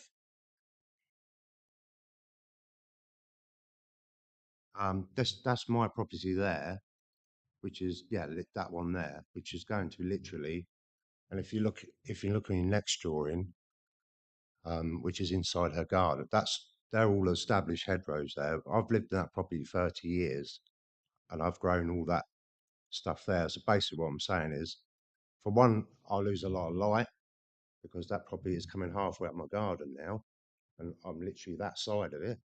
2, I'm overlooked by all the other side already. So this house will basically box me in, and I will not be able to, that end of the garden, there'd be no point in having it because plus privacy, I have my grandkids over in the summer and we do lots of stuff in the garden, and the windows that they're proposing to put into the back of the property will literally be in my garden. They will literally be. See, it doesn't show my property at all on the drawing. It doesn't show anything about my property. All it shows is the garage next door. There's no actual specific drawing that shows any other properties. Everybody keeps saying about the other properties, but mine is actually next door. It's going to be affected greatly.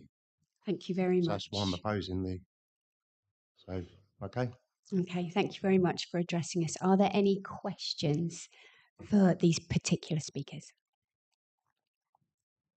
There are no questions, so thank you very much for speaking to us this evening. I'm afraid not, because would we just stop there? We have got lots of things to do with parking along there, so thank you very much for coming along. We will move on to questions of clarification for our planning officers. Are there any questions of clarification? Councillor Jordan. Yes, it was about access to the rear of the garden. Is there any access to, will there be any access to the rear of the garden? I'm thinking about, is it wide enough for a bike or where the bins will be situated and things like that? Thank you, just for clarification. Yes, the report, it does give a figure, but yes, it will make, it is very constrained and it would make using bins and things quite impossible. I think the case officer report. I'm presenting this on behalf of somebody else, so yeah, she has looked at that matter.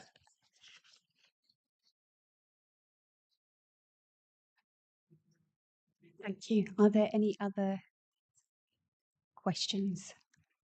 Councillor McAdam.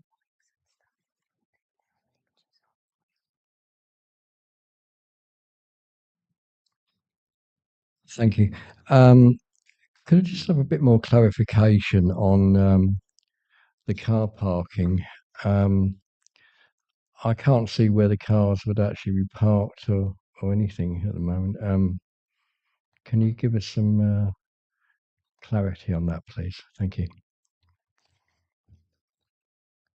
Just bringing up an image zoomed in on the layout, which will show where the car parking is.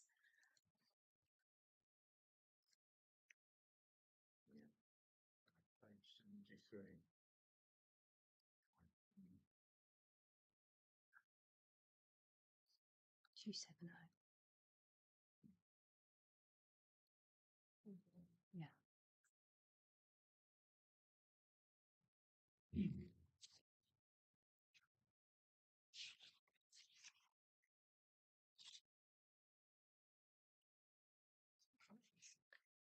Yeah, there's a fence.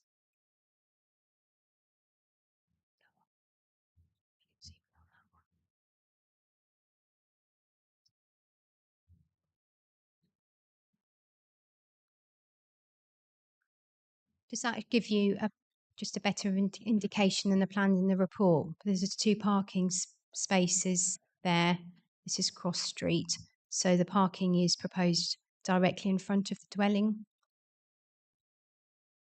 Just I also add there is some bin storage at the front there, but I think that also is useful plan to show how close the edge of the building is to the site boundaries.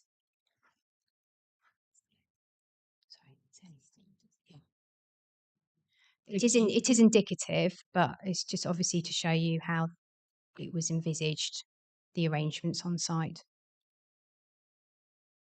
Thank you. Are there any other questions of clarification for the planning officer? There are no other questions for our planning officer, so we will move on to the debate. Is there anyone that would like to start the debate on this particular application? Councillor Corney, thank you very much. I'll kick us off again. Initially, when I first got this, I actually, I drove down and you think actually, not the Preston, but there's other buildings down there. It's happened before, but then when you actually get into the bones of it, and when you actually go down there, all of the sites where it has happened are considerably bigger to start with. And actually, the more you get into it, I think the more the officers have got this absolutely nailed on. So I'm sort of more than happy to propose this when you're ready for a proposal. Thank you. Thank you. I'll accept that as a proposal. Councillor Wakeford. I agree with Councillor Corney. I think officers have this spot on. You can conceive potentially of a proposal that might be able to command support on this site. The principle of development was touched on in the report and in the presentation, but on the grounds of scale and massing and overlooking and all of what's set out in the report, I'm very happy to second the proposal. Thank you very much. I'll accept that as a second. Councillor Gawson. Once again, pipped to the post, so I'll leave it like that. Thank you. Councillor Sanderson.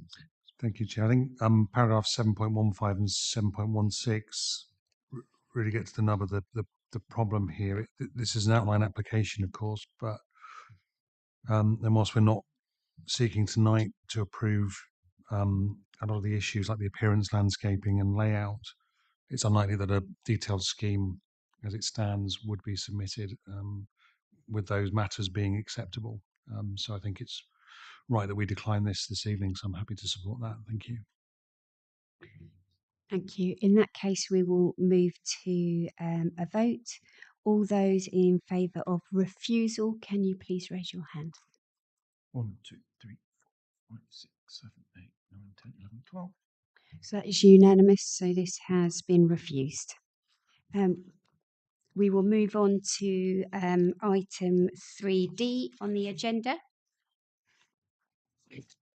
which is an application in Hale Weston, and we will go to our planning officer, Carrie Murphy.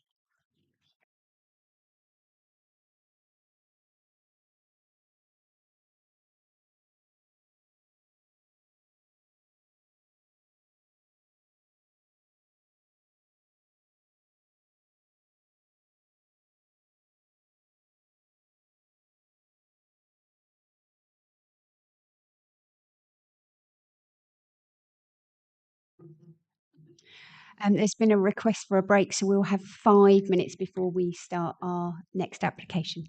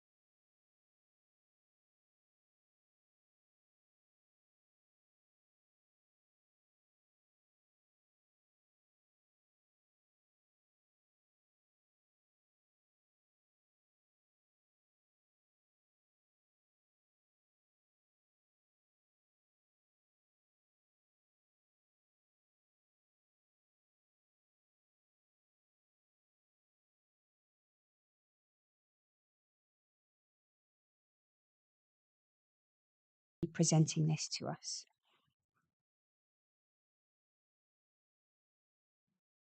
Thank you, Chair. So this application is for reserve matters approval. It's on land south of 11 Bird Lane in Hale Weston. The site area is shown there in as a hatched rectangle. The reserve matters approval is for 3 dwellings and associated garages, and this is following the granting of outline planning permission previously. The application has been referred to DMC as the Parish Council recommends refusal, contrary to that of the officer recommendation of approval. This is just obviously clarified in the late reps report due to a typo, and also that the Parish Council is in fact Hale Weston. The site is shown, as I say, here as a hatched area. It's 0.17 hectare in size and is an undeveloped piece of land accessed off Bird Lane. So 11 Bird Lane is situated here where the cursor is, and the site bounds Hale Weston House, which has this expansive plot here. Further to the east of the site, that's undeveloped land, and you can see beyond that is the Church of St. Nicholas. That's approximately 140 metres away. That's just an aerial shot, just showing a closer image of the site. See, Bird Lane has got residential properties along it, extending on both sides, but actually at this point, they just are on one side of the road. And the site is bordered by post and rail fencing to the front and to the rear, 1.8 close bordered fencing with mature shrub planting to number 11, and there's palisade fencing along the shared boundary with Hale Weston House, and the conifers there are approximately 8 metres in height. As I said, outline consent was granted for 3 dwellings, and this included details of access and layout being approved.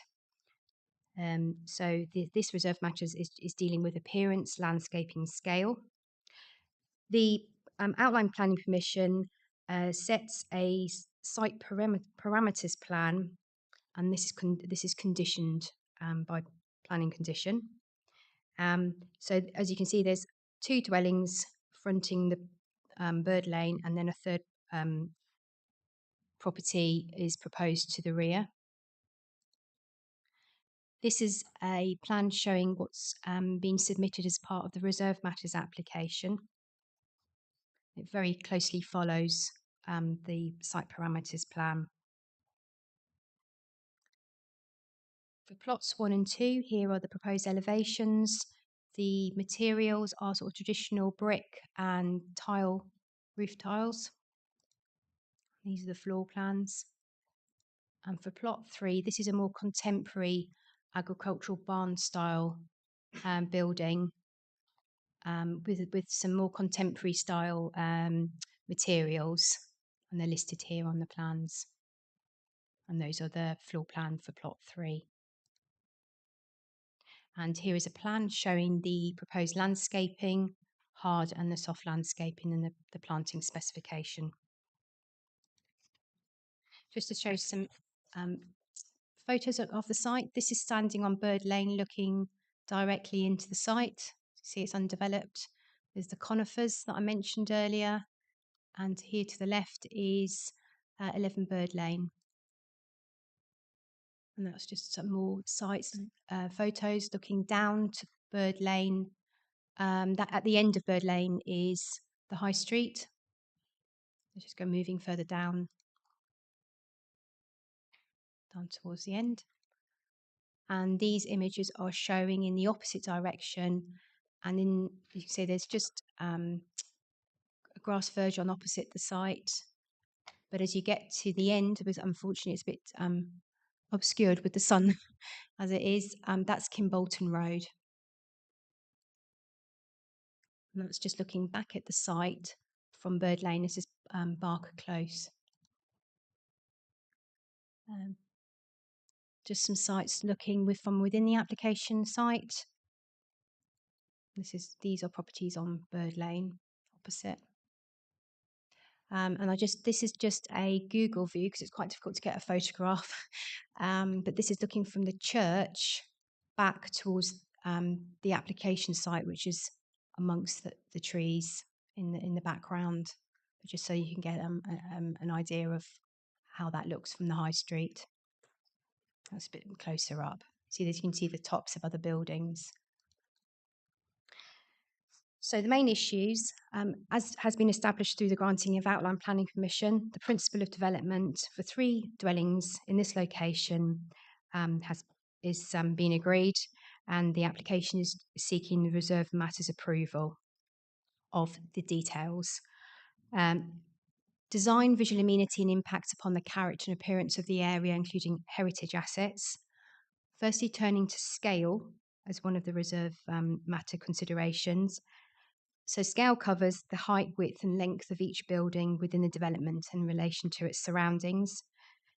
The dwellings consist of a combination of 2-storey buildings at frontage, reducing to 1.5 storey at the rear, and are considered of a scale which relates positively to the mix of single and 2-storey dwellings within the vicinity. The site parameters plan, which was conditioned, does state what the maximum floor heights should be. So there should be a maximum of 2 floors of accommodation with single-storey rear projections, and they should not exceed 9 metres if they're 2-storey elements, and 5.5 metres for single-storey parts. That's relating to plots 1 and 2. And for plot 3, they should have a maximum of two floors with an upper floor located within the roof space and not exceed 7.5 metres in height. And the northern projection should have a maximum height of 6.5 metres. That's been assessed, and all 3 plots are in compliance with those restrictions. So, therefore, in terms of the scale, the submitted details are acceptable. Another consideration has been the finished floor levels. That's required by an outline condition, and they also found to be acceptable. So the development in regard to scale is considered to respond positively to its context and acceptable in line with the scale parameters plan. Turning to appearance, this is covering aspects of a building or place within the development which determines the visual impression of the building, including its architecture, materials, decoration, lighting, etc. The proposed dwellings at the front, which are plots 1 and 2, are of a simple form and traditional appearance with brick and roof tiles, and they reflect the materials found in the immediate area. The rear plot is designed to replicate this more agricultural barn structure, and those materials of a more contemporary design. They're also considered to be satisfactory, and therefore the 3 dwellings are considered to be in keeping and respond positively to the local area and are acceptable. And landscaping, as seen, there's been details of the types of planting that would occur on site. The site would be enclosed by close bordered fencing on the north and south boundaries and post and rail fencing to the east and west.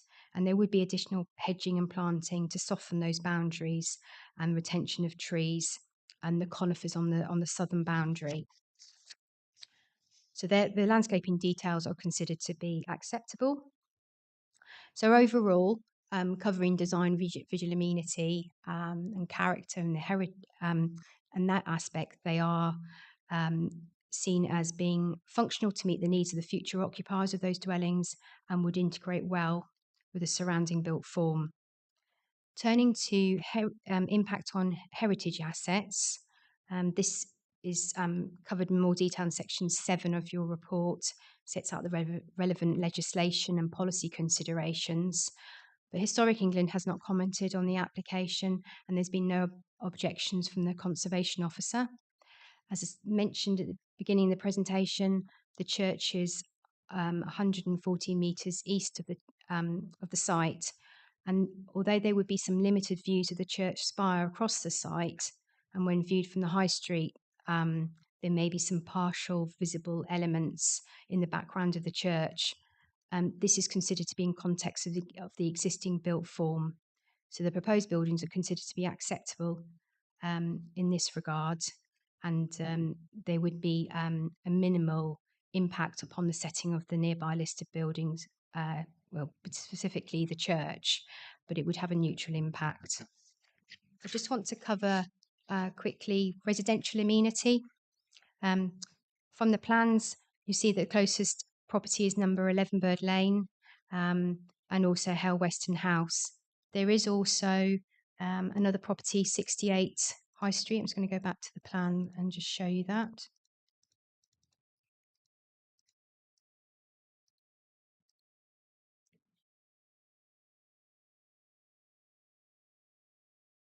I'm just considering this area here, this area, and the nearest neighbour here. For plots 1 and 2, they are not considered to have any detrimental, overbearing, overshadowing or overlooking impacts, and sufficient distance away from the properties. And at first floor level as well, there'd be no facing windows, particularly in relation to number 11 Bird Lane. The layout itself would provide future occupiers with a high standard of amenity in terms of their garden space, and also the ways that they sort of can maintain their gardens and access to and from the backs of the properties. Talking about access, I just want to cover highways. So the access arrangements were submitted as part of the outline, and these are replicated in this submission. It is noted that there are public comments regarding safety concerns with the nearby junction of the B645 and lack of pedestrian accessibility to the site. These matters were considered as part of the outline application, and there is a condition requiring the widening of this junction to be completed prior to occupation of the new dwellings. Highways have also ensured that there is a surface water strategy condition regarding any surface water runoff onto the highway, and that's also required by planning condition in terms of details to be submitted.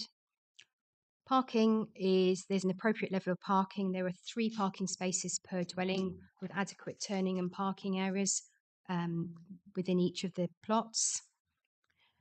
Just to cover as well, biodiversity, this is covered by the outline planning condition requiring further information to be submitted, as is also trees on site, that they would be protected through measures, and those include trees which are on or close by to the boundary of the site. Flood risk and surface waters has been covered through the outline, and these are matters that can be dealt with via building regulations. Just going down the list, as further down, accessible and adaptable homes, water efficiency, they are also covered by the outline planning permission conditions. So in conclusion, just listed here extract from the report to say out how the proposed development is considered to be compliant with relevant policies, acceptable in principle, and for those list of matters there. And the recommendation is of approval subject to the planning conditions listed here. Thank you. Thank you very much. We have 3 speakers for this particular application. Our first speaker is Councillor Mailer from Hale Weston Parish Council, who I believe is online. Good evening. Evening. We're just waiting for you to come up on screen. Brilliant. We can see you now. You have 3 minutes in which to address the committee. Fabulous, thank you. So Hale Weston Parish Council have refused this application at every stage. There's a significant concern amongst the local residents. We've had 17 representations in objection of this application, and I think many more when you look at the previous applications made on this site. Some concerns that were raised include that the scale is not considered in keeping with the adjacent surroundings, especially the bungalow that was discussed at number 11 Bird Lane.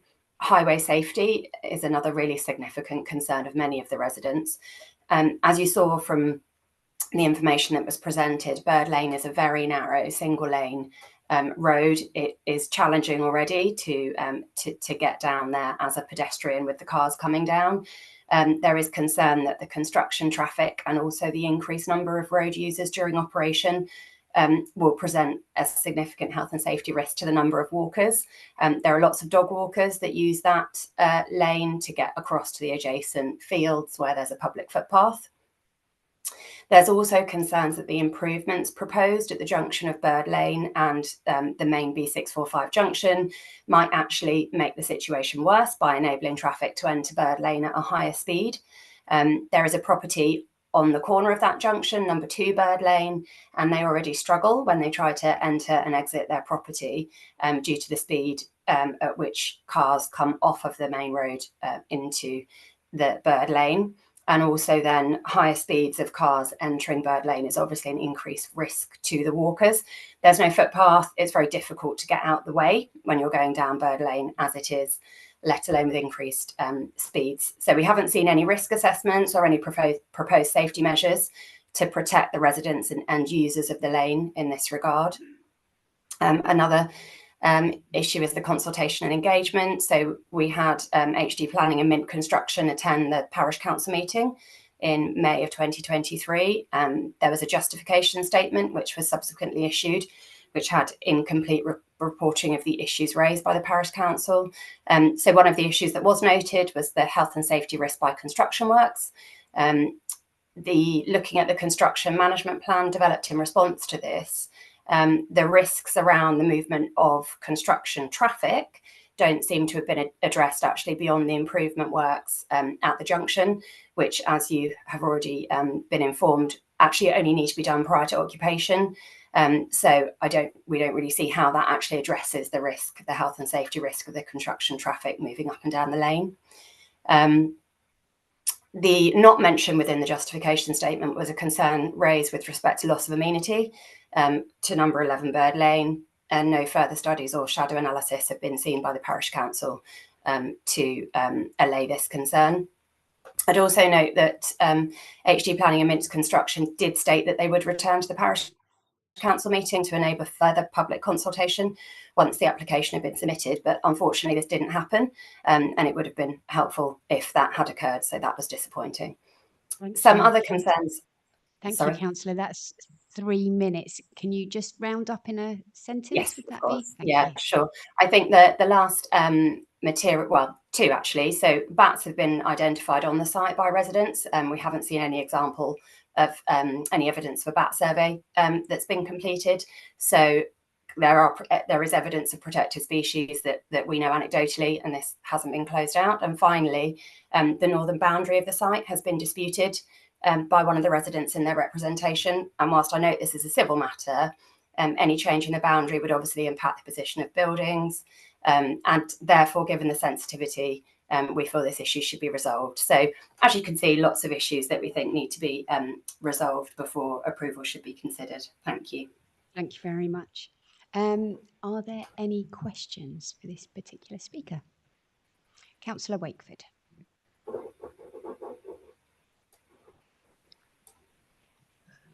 Thank you. I'm just trying to make sure I'm understanding what you've set out to us just now verbally with what is summarised in our report as to Hale Weston Parish Council's concerns. So 5.1 of the report touches on landscaping and appearance and makes suggested improvements, and the focus is on the scale of properties.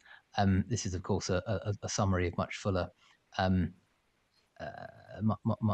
input that we'll have had from the council. But I just wonder if I could double check with you whether you recognise what's set out in there and your verbal comments were providing additional colour and detail, or is what's reflected in the document out of date in some way, and we should understand to be superseded by what you've said verbally? So the additional comments, I think we wanted to give a picture of the residents' concerns that were obviously provided to us throughout the process. So they don't supersede, they go alongside the comments from the Parish Council, which obviously we submitted in August. But we felt that we should give voice to the residents' concerns. Thank you, that's helpful. Thank you very much. Are there any other questions for this particular speaker? Councillor Slade. Thank you. Can I ask about construction traffic? Yes. Is it allowed along the high street? If not, then I think Bird Lane is going to be too narrow for construction traffic.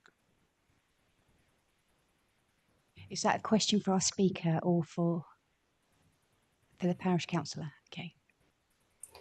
Sorry, could you repeat that question? Is construction traffic allowed down the high street? Is it allowed? Yeah. In what sense? Is it allowed to go down the high street? I'm afraid I don't have that information.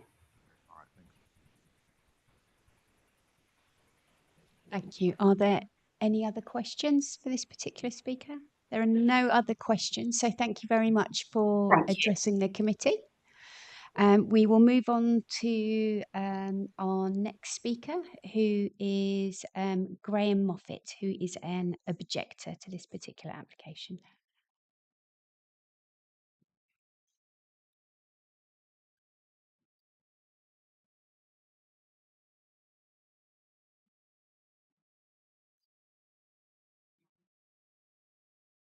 Welcome, and when you're ready, you will have 3 minutes in which to address the council.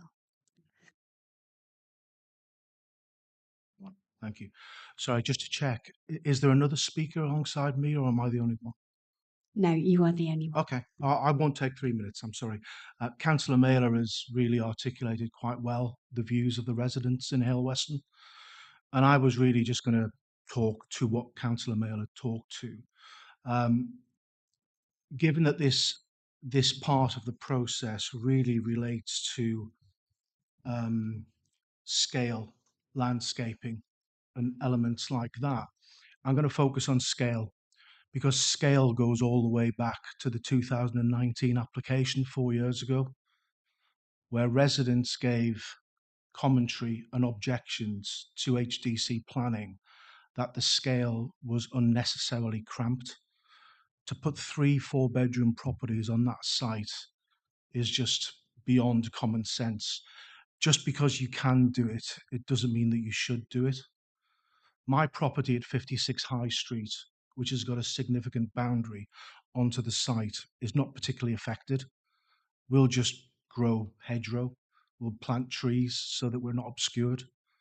But the residents of Bird Lane, and indeed Barker Close, and the people that live at 2 Bird Lane, which is the junction onto the B645, will be severely affected by this, not just by construction traffic, but by the increased traffic and the parking on this new development site. The plan that you put on the screen just shows how ridiculously cramped this site is proposed to be. Had there been 2 properties proposed, it's highly likely that the matter of scale would not be an issue for the residents of Hale Weston, and potentially a scheme of arrangement could come to pass whereby construction traffic and increased traffic will be more amenable to the residents of Hale Weston. There are other matters, such as the Cherryfield Ecological Report, which was ostensibly to conduct a bat survey, a newt survey, a biodiversity survey. It was conducted in the middle of winter in February. Bats are in hibernation. Great newts, which we know reside in the Hale Weston House Pond, which is less than 100 metres away from the site, are not capable of being observed at that time of the year. There are other matters, all of which have been reported to HDC planning, There are 69 objections on the HDC website across these 3 major applications. All of these objections have been ignored.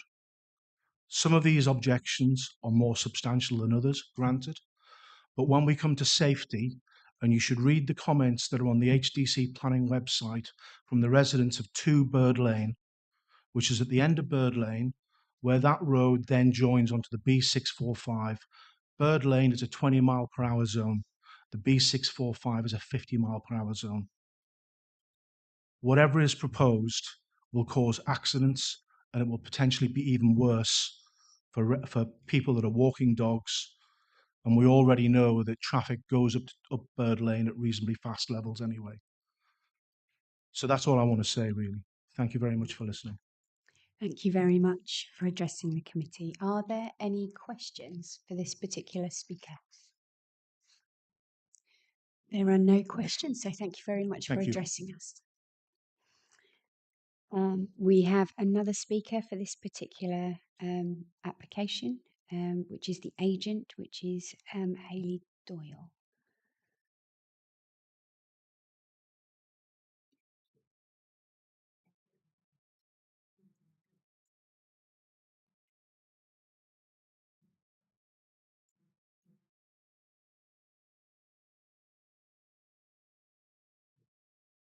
Welcome, and you have 3 minutes in which to address the committee. So I was just going to clarify, this is Russell Lee from Mint Construction. I brought him down just to answer any questions at the end, because obviously he's going to be mainly involved with the construction of the property, the project, if it gets consent with this tonight. So I just thought it would be helpful for the, because that's been some of the obviously concerns that have been raised as part of it. Thank you. Okay. So thank you. Good evening, Chair, Planning Committee, ladies and gentlemen. I'm Hayley Doyle. I'm the agent of this application. Just want to reiterate that this is a Reserve Matters application following the grant of the planning permission in 2022. Permission has already been granted for 3 houses to be erected at the site, and the layout plan, which Carrie put up earlier, has been approved. It's already been approved, and a set of highways improvements to Bird Lane, which is the road that's accessed from the site, have already been agreed. That was all agreed at outline stage. County Council have been happy with them, and we're also going through the Section 278 process with them. We've actually forefronted that, so that's actually all being agreed now. So that pretty much has all happened. The access as well has all been agreed. At the time of the proposal, because of the concerns that were raised about the application, clear scale parameters were actually also set with that decision at the time, and this proposed the proposed property story heights of 2 stories at the front and 1.5 at the rear, but also the maximum heights that Carrie mentioned before were all set on that layout plan, which has been approved. That came to committee in 2022, and that they were put on there specifically to protect the scale going forward. We have not deviated from that at all. In fact, actually, we're a bit lower than what the maximum is. We're simply asking for agreement on the appearance of the dwellings and actually the landscaping scheme. We understand that there's been concerns from the local residents, but the vast majority of these comments do actually centre around matters that have already been decided, such as highways matters and the principle of the development of the site and the number of dwellings in general. As concerns were raised about construction traffic through the village and the disturbance to local residents, we've actually addressed this with this submission by submitting a construction management plan, which is normally part of a condition of an application. We actually forefronted that and put that in with the proposal, and that's been reviewed by the council and the environmental health officer, and it's been considered as acceptable. Also, we've added there's been a condition added for construction hours on the proposal as well. This proposal is for 3 architecturally designed dwellings with high quality landscaping scheme. The impact to neighbours has been thoroughly assessed by the planning officers actually through pre-application discussions, then the outline stage and now today. And it's been summarised within the officer's recommendation for approval, which is in front of you today. No statutory or technical objections have been received to this proposal, and no amendments to the design, landscaping and appearance of the property has been requested. So we'd like for you to hopefully follow the officer's recommendation before you this evening and approve the item as set out. And I'd be happy to answer any questions or Russell on construction. Thank you. Thank you very much. Do we have any questions? Councillor Muckball. Thank you, Chair. I just wanted to ask where where on the plans are the bin storage for all three properties? And yeah, just that one first. Are you able to bring up the layout plan, please?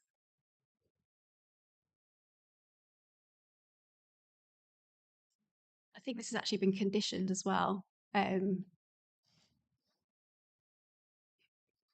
of clarification probably to the planning officer. So that's the layout plan that's been approved as part of the outline, that one, sorry. So that is an approved plan. That's the existing, that's sections.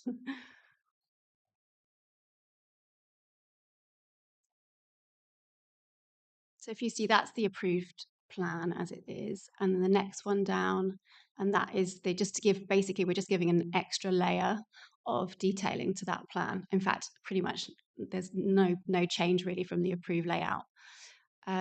So bins, gosh, I can't see that from here. So we're anticipating that bin collection point will be at the front, obviously for highways to collect that. We've actually shown that just on the other side of the post and rail fence, mainly for landscaping to shield that if by the access. Do you mean for when they're actually in the domestic property? So each property at the front has a gate entrance to the side, and then obviously they've got a area at the back, which probably would just be a general bin storage arrangement. And then for plot 2, again, side of the garage element, and then they will have to pull their bins right to the front on collection day. So obviously a highways, the refuse lorry is not going to need to go into the site. It will just collect from the highway boundary. Does that make sense? Sorry. And what about plot 3? Like, how far is the bin storage to where the collection point is? Could I just come in at this point just to say that this is part of a condition. This is one of the conditions if we were to approve that details of bin and storage, cycle storage to be submitted and approved. Just so you know. So I guess plot 3 has 2 options in terms of where they want to store their bins. They can either store it down there. The driveway to the north will be solely the plot 3's responsibility. So depending on how far they want to drag their bins and how far they want to take it, they could either put it down the side of the driveway or actually keep it on their property and then just drag it the whole distance. There wasn't any objections to that raised in the outline stage, and obviously the layout is still as it was approved. Is that okay? Councillor Davenport-Ray. The outline planning approval included condition 6 about biodiversity, and it says that a biodiversity method statement needs to be provided before development above slab level. I can see from our report that our planning officers know that a biodiversity enhancement plan has been prepared but has not been submitted. So I'm curious if anything has changed on that based on what's in our report. And also that the biodiversity survey work was undertaken during a variety of seasons and taking into account nearby habitats. If you could fill us in a bit more on those topics. So sure, yeah. So in terms of protected species, that survey was done as part of the outline and was consulted at the time to the ecology consultant at the time, and obviously thought that was acceptable. So the site itself there is no habitat on the site at all. So obviously I'm not a trained ecologist, but I know the site very well. So that was all dealt with at that stage. The condition relates to normally when the phase 1 ecology report has been agreed, we always have an ecological enhancement strategy, obviously to create that biodiversity net gain. That has been drafted, and I've got it. It's there ready. There's no nothing's changed since the site occurred. In fact, actually, I could submit it tomorrow. It's all done. There was just because the landscaping scheme was so it's been drafted so much to be nectar rich and relating to biodiversity net gains on the site with native hedgerows as well. I actually want that enhancement strategy to pick that up as well as a biodiversity net gain. So if anything, I want to strengthen the ecological enhancements that we're proposing in terms of the landscaping plan within that report that's been drafted. Because at the moment it just, I think I've got like Swift boxes, bat tubes, all the type of thing you would normally put on the urban fabric of the built fabric of the building. But I think the way that we've designed the landscaping scheme to be so, as I say, like hopefully of native species and for biodiversity, again, in that respect, I just want that to be added into that report to give it a bit of extra, I don't know, make it better. Okay, does that help? Okay. Thank you very much. Councillor Sanderson. Oh, okay. I thought I saw you raise your hand earlier. Is there anyone else that has a question? Councillor Jordan. My question is about construction. I know you've got a condition in there about the hours, but there's obviously concerns about lorries coming on down Bird Lane and health and safety. Perhaps you could just tell us a little bit about, or give us some clarification about what you've got in place for that, please. Well, just in relation to the village itself, I don't know whether everyone's aware, but Hale Weston, this isn't obviously the only access in and out of the village. Bird Lane, there's Green Lane, and there's two other entrances and exits to the village. So obviously we're assuming that actually it's better for the construction traffic to come straight off the B645, and we're going to try and forefront those 278 works actually to get that highways improvement with the B645 prior to the construction happening. That isn't as part of the condition, it's a prior to occupation, but we just think that's probably going to be, am I speaking out of turn here? No, Sorry. no, it's the work to do that, or to have that work is underway. It's very close to being approved.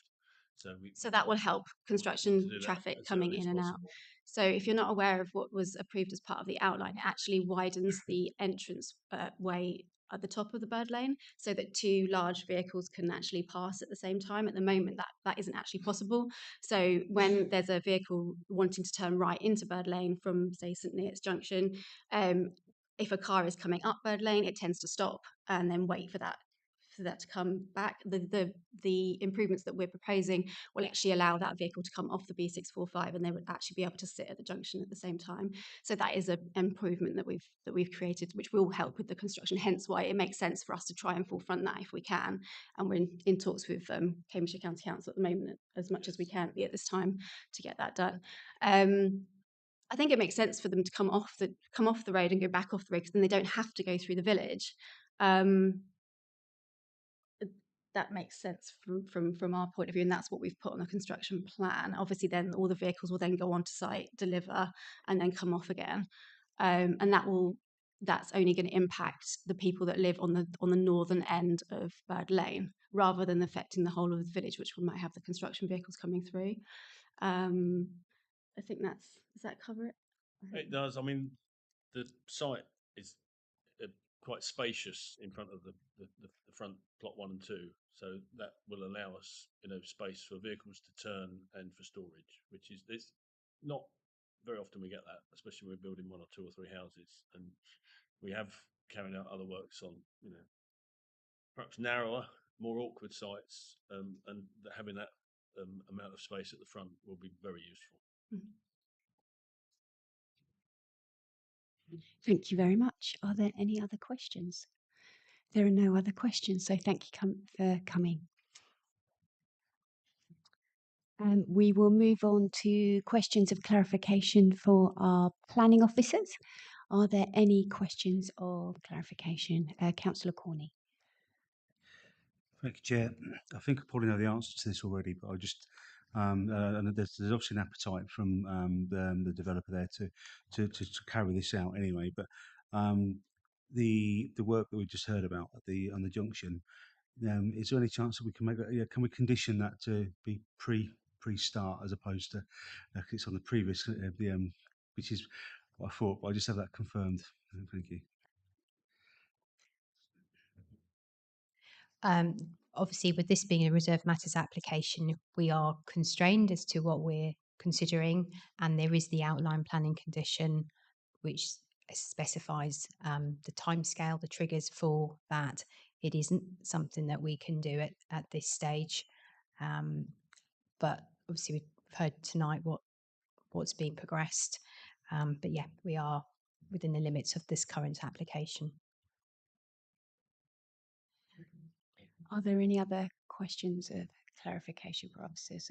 Councillor Devonport-Ray. My question is about section 7.47 of the report.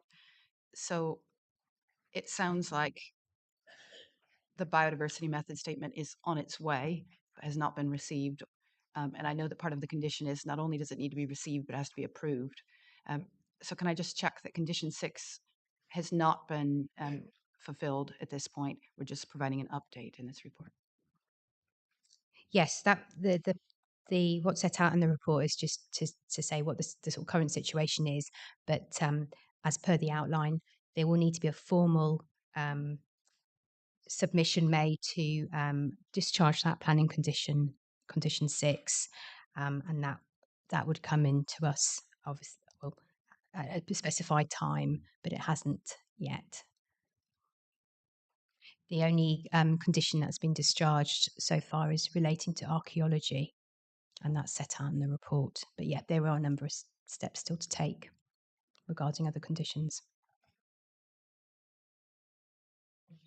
Are there any other questions? In that case, we will move on to the debate. Is there anyone that is willing to start the discussion? Councillor Wakeford. Thank you, Chair. I think we can all hear a significant measure of local concern about the application and I suppose more specifically around the original outline application that as was rightly pointed out by the representative for the applicant, has already been approved. I'm sure we could sort of dwell on points of detail here in discussion if helpful, but fundamentally, I do recognise a lot of the concerns to be beyond the scope of the Reserve Matters application before us this evening. I have struggled to hear compelling or even legally defensible grounds for us to refuse this application upon.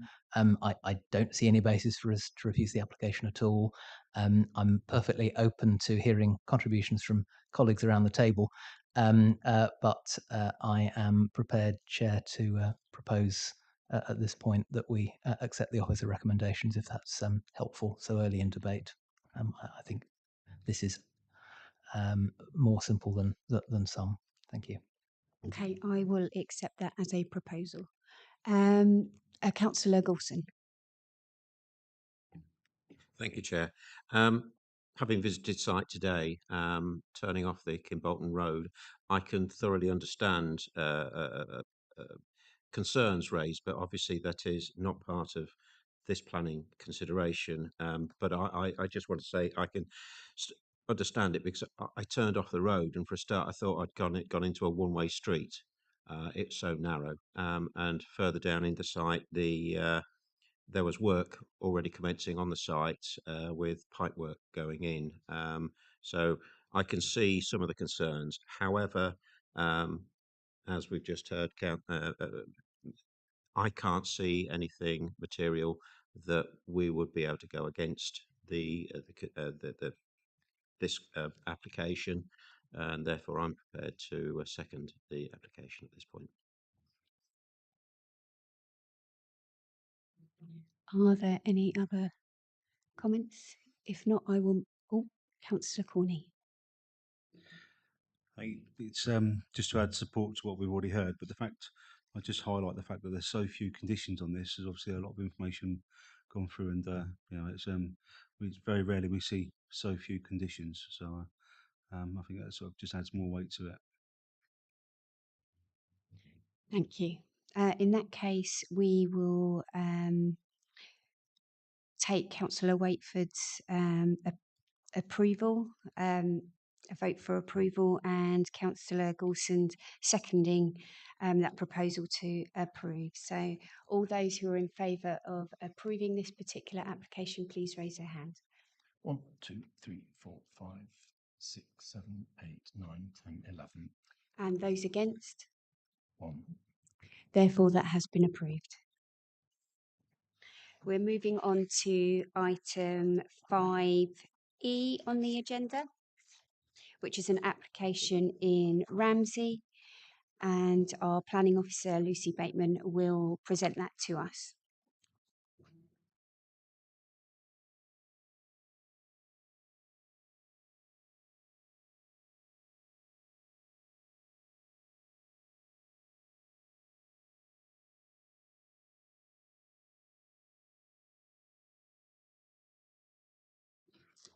Thank you, Chair. So this application seeks planning permission for the creation of equestrian facilities, including hard-standing stables and fencing. Officers are recommending approval, which is contrary to the Parish Council recommendation of refusal. The site lies to the west of Ramsey Heights. Access to the site is via Middle Drove, which is a single track. Could you just stop there? Could we just have our voices down, please, from... Thank you. Sorry. I'll just start that sentence again. So the site lies to the west of Ramsey Heights. Access to the site is via Middle Drove, which is an unmade and unadopted track. As you can see, this extends westward from Ugmere Court Road for approximately 1.7 kilometres.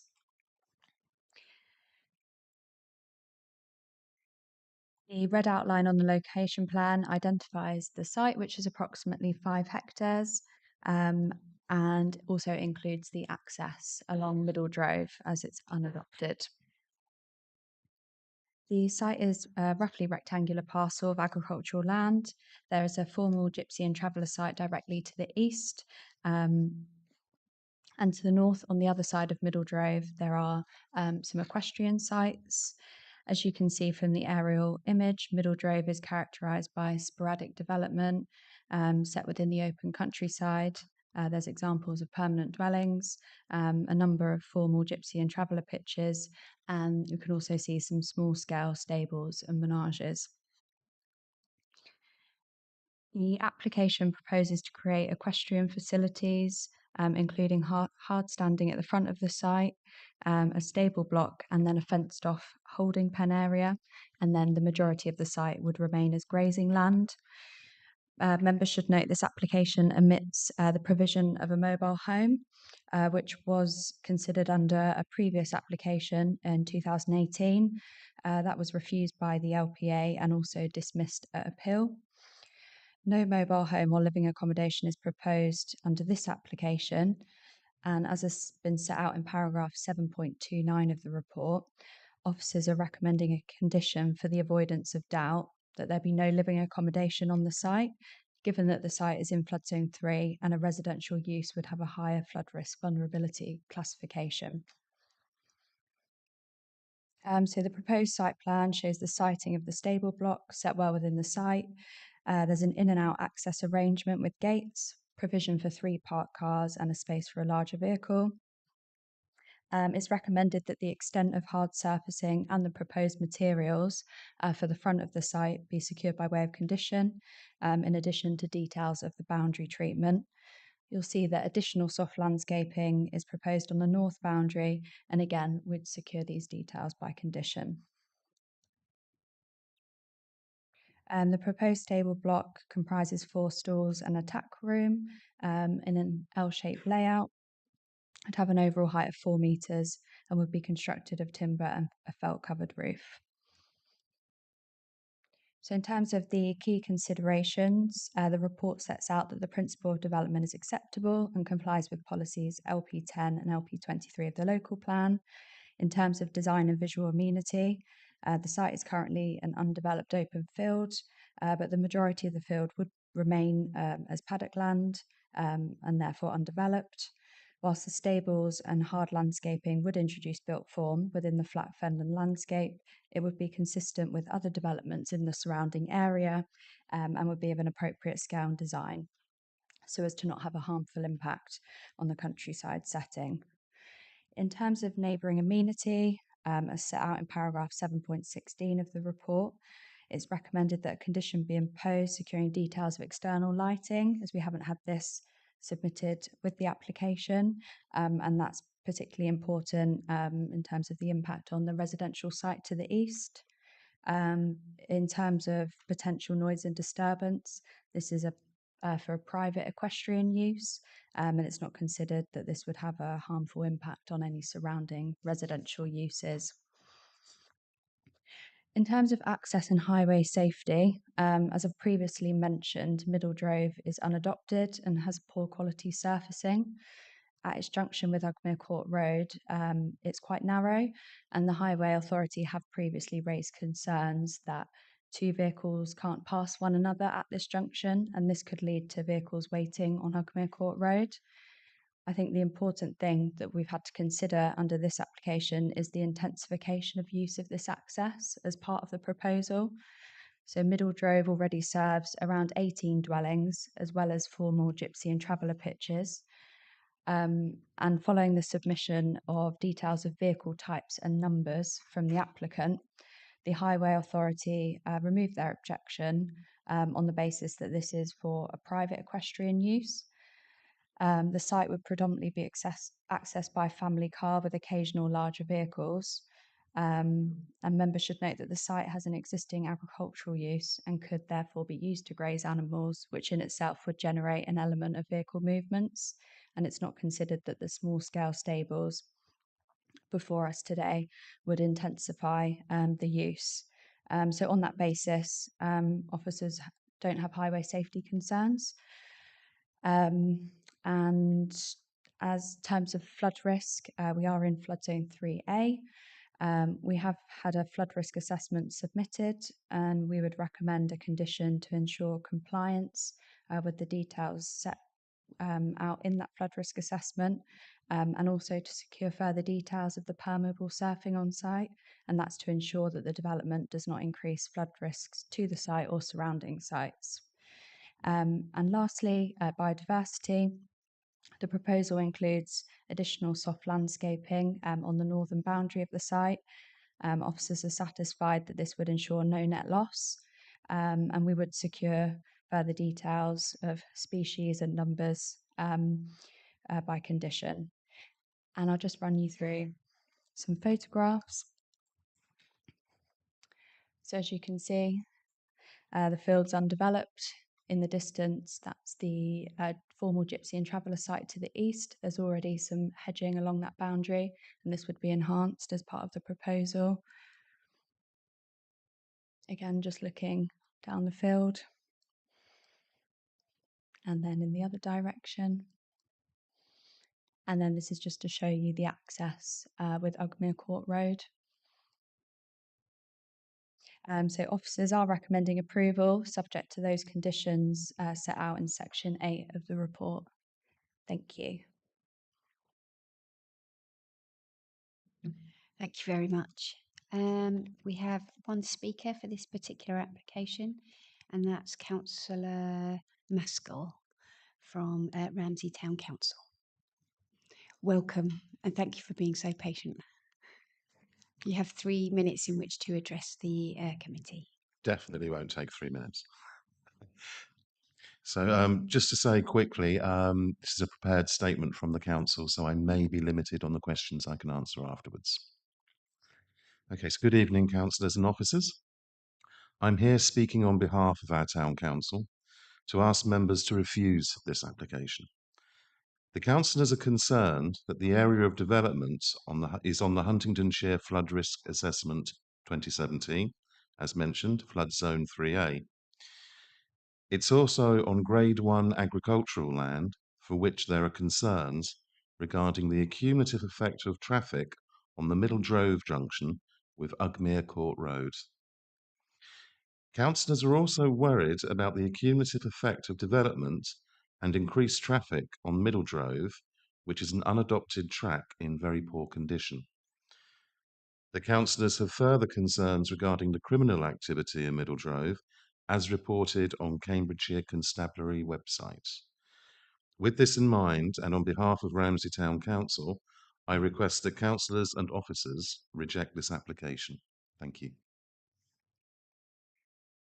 Thank you very much. Are there any questions for this particular speaker? Councillor McAdam.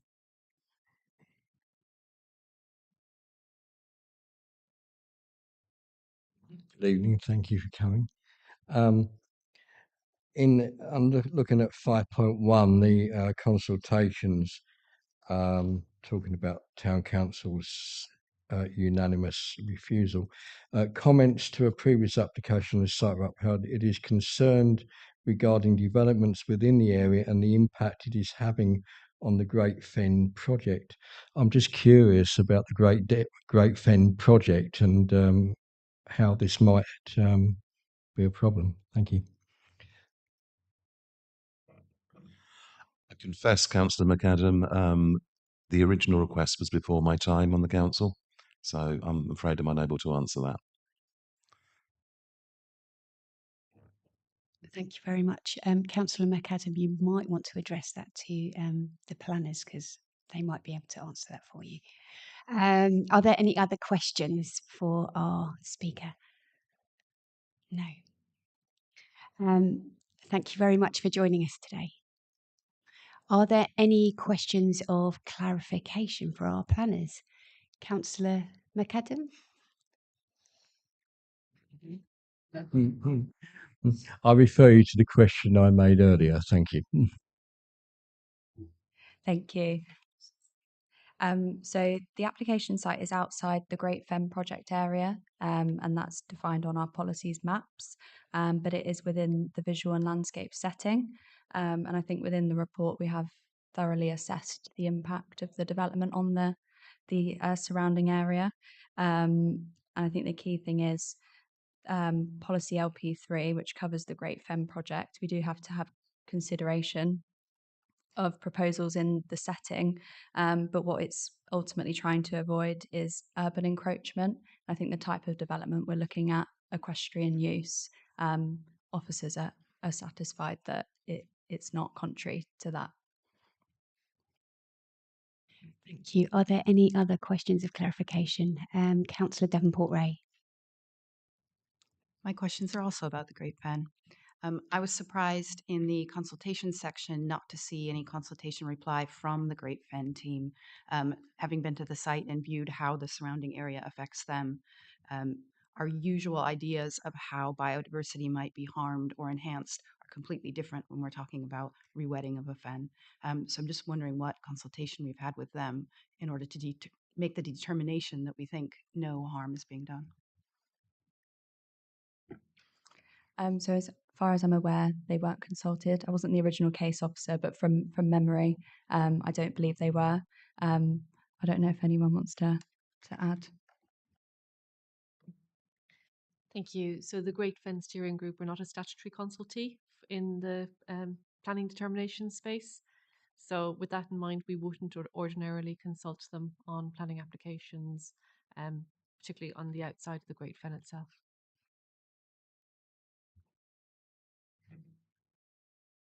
Councillor Davenport-Ray. In that case, can I ask how the determination was made that no, that NPPF paragraph 174 about policies and decisions have to contribute to an enhanced natural and local environment, how we've made that determination on this application given the unique environmental setting?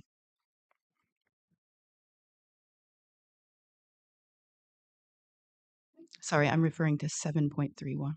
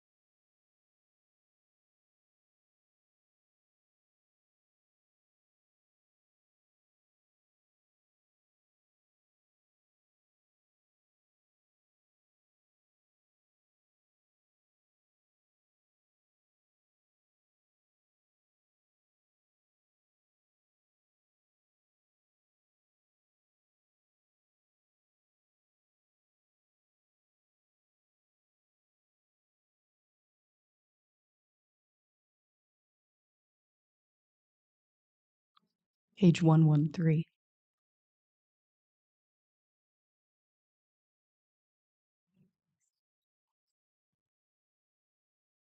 So thank you for the question. Just following on from that, having looked back at the report, we haven't carried out a consultee, wider consultations, but clearly in the report itself, the officer has weighed up the broader benefits of the scheme, including the provision of additional landscaping, and therefore taken a balanced view against LP30 that this would accord with the overall principles of both the NPPF and our own local plan policy. Councillor Corney. I hadn't got my hand up then, but I was going to. How did you know that? And do you know what? I hope I'm not going to make myself look silly now, because I know that the last question I was frantically looking for something myself, and so I wasn't paying as much attention as I probably should have done to the question. But middle level and the IDB, were they consulted? I can't find anything from them, whether they responded or not, or whether they were approached. Thank you. So again, the list of consultees is within the report. They weren't approached, but again, it's about commensurate to the level of development that's proposed. Ultimately here, what we have is some stables in a corner, and the rest of the land will remain grazing land. So there isn't a structural change in the use of the land, albeit the use class itself changes. If I may come back on that, the hard standing to start with, we've got an in and out driveway, and a turning area, all of which could potentially change the dynamics of the drainage there, and then access to the drains that the IDB have to clean out and look after. Sorry, I will just go back to the previous point, just at paragraph 7.27 of the report. Oh no, apologies. 7.28, we did consult the middle level commissioners, but we didn't receive a response to the application. And then on the second point, we are recommending that the details of the permeable surfacing be secured by way of condition. They have indicated that it will be permeable, and we're comfortable dealing with that by condition.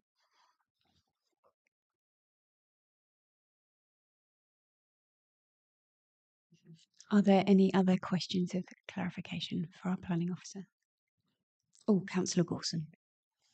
It's not so much a question. I'm actually on the steering group of the Great Fen.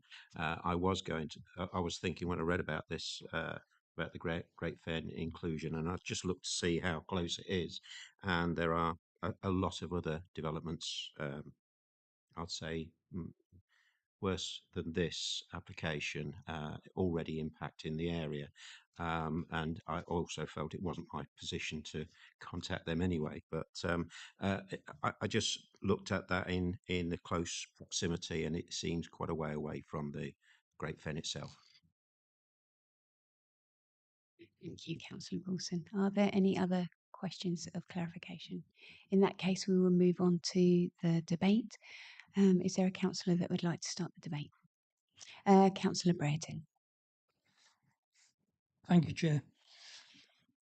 In item 7.2, it says that there's 18 residencies and some, so I've lost it now, sorry. Some traveller sites. It didn't say how many traveller sites. Well, we've got 18 residencies plus, I'm guessing 8 traveller sites that are official, but the unofficial traveller sites down there amount to about 30. So looking at highways, I'm disappointed that highways haven't picked this up, that all the extra traffic is on that road, especially at the junction at the bottom, which when I believe one of the first 4 legal plots that were there should have put site splays at the bottom of the junction there, and they didn't go in, and they're still not there. And ever since then, since those first 4 went in, we've now got at least another 4 official and perhaps 30 unofficial plots up there with all that extra traffic. So I'm really disappointed with highways that they don't look at the accumulative effect of what's happening there. So I'm minded to refuse this solely on the amount of traffic using that junction because it is getting more and more dangerous. Thank you. Councillor Brereton, are you proposing refusal? Are you proposing refusal or just minded? Yeah, I'll propose a refusal. Thank you. Who else would like to speak on this particular application? Councillor Butler. Thank you, Chairman. Yeah, know the area very well. We know what it will become. It's a way of getting in there. But the problem is we have no leg to stand on to refuse this. It's agricultural land. All they want to do is turn it in to grazing with a few stables. You know, we have to take the application on its merits.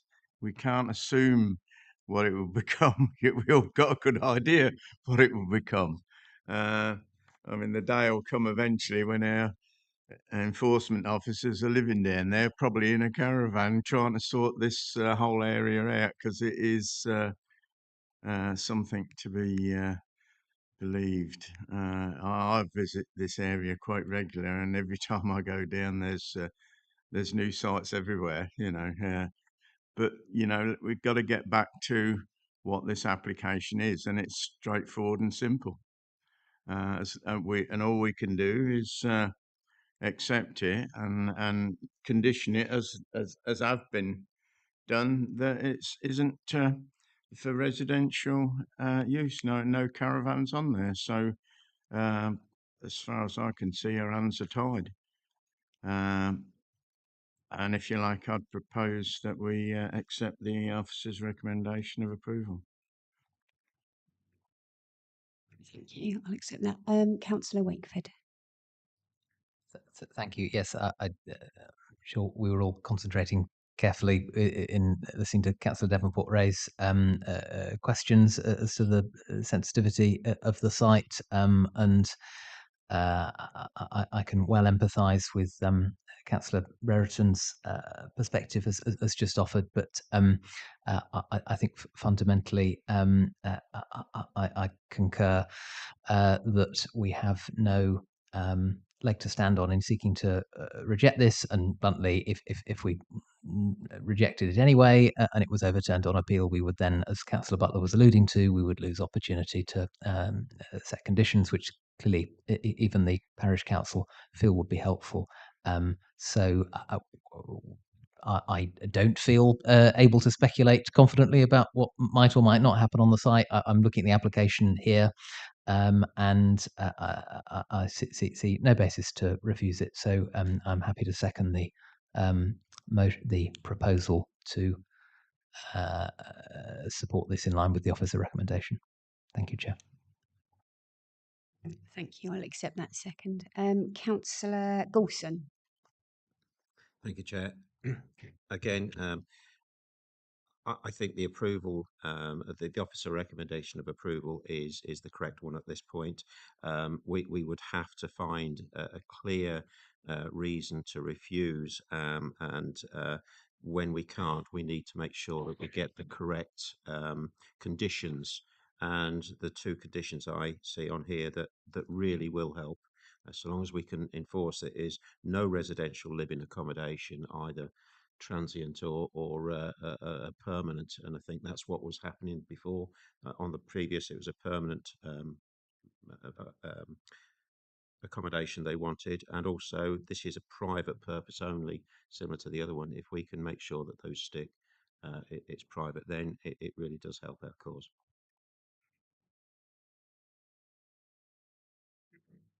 Councillor Sanderson. Thank you, Chair. I'm in agreement with approval for this application. I know Councillor Brereton and local members are very concerned about this site, but there are no highway objections. Highways have removed their objection to this, so we can't decline on that basis. And as Councillor Goulson said, at 7.21, again, the condition only be used by the applicant and their immediate family, and shall not be used for livery stable or any other commercial enterprise. So it is conditioned very well, and I'm happy to support the application. Thank you. Thank you, Councillor Devon.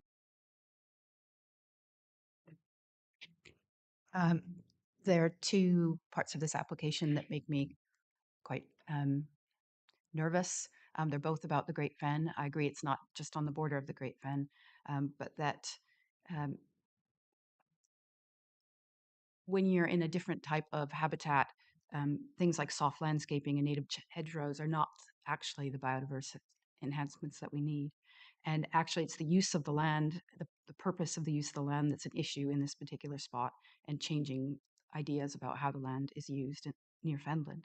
So I think the officers have done exactly what they were supposed to do. They consulted who they were supposed to, but I don't feel like I have enough information to truly understand with enough expertise whether there is harm that will be created, or whether there is this does contribute to the natural and local environment.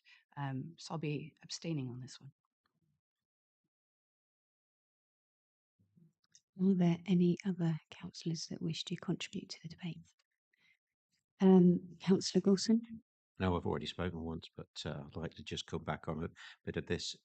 If this were left farmland and a farmer was to use it and use nitrates and various other chemicals on that, that would most likely be more harmful for the Great Fen than a few horses grazing on this land. So that's my position. Thank you. We have a proposal for approval that has been seconded. So we will go with that proposal of approval. All those who are minded to approve this application, can you please raise your hand? 1, 2, 3, 4, 5, 6, 7, 8, 9. And those against? 1, 2. And those abstaining? 1. Therefore, it has been approved. Thank you very much. We will move on to item 4, which is appeals decision, and our planning service manager will report to us. Thank you. Thank you, Chair. I'll be brief. We had one appeal decision this month, and that application was refused and it was dismissed on appeal. The details of that application was it failed a sequential test in terms of water. Thank you, Chair. Thank you very much. That brings us to the end of our meeting. So I'd just like to thank everybody for their contribution, and thank you very much to our planning officers for all the hard work that you put into the reports that you present to us. So that is the end of the meeting.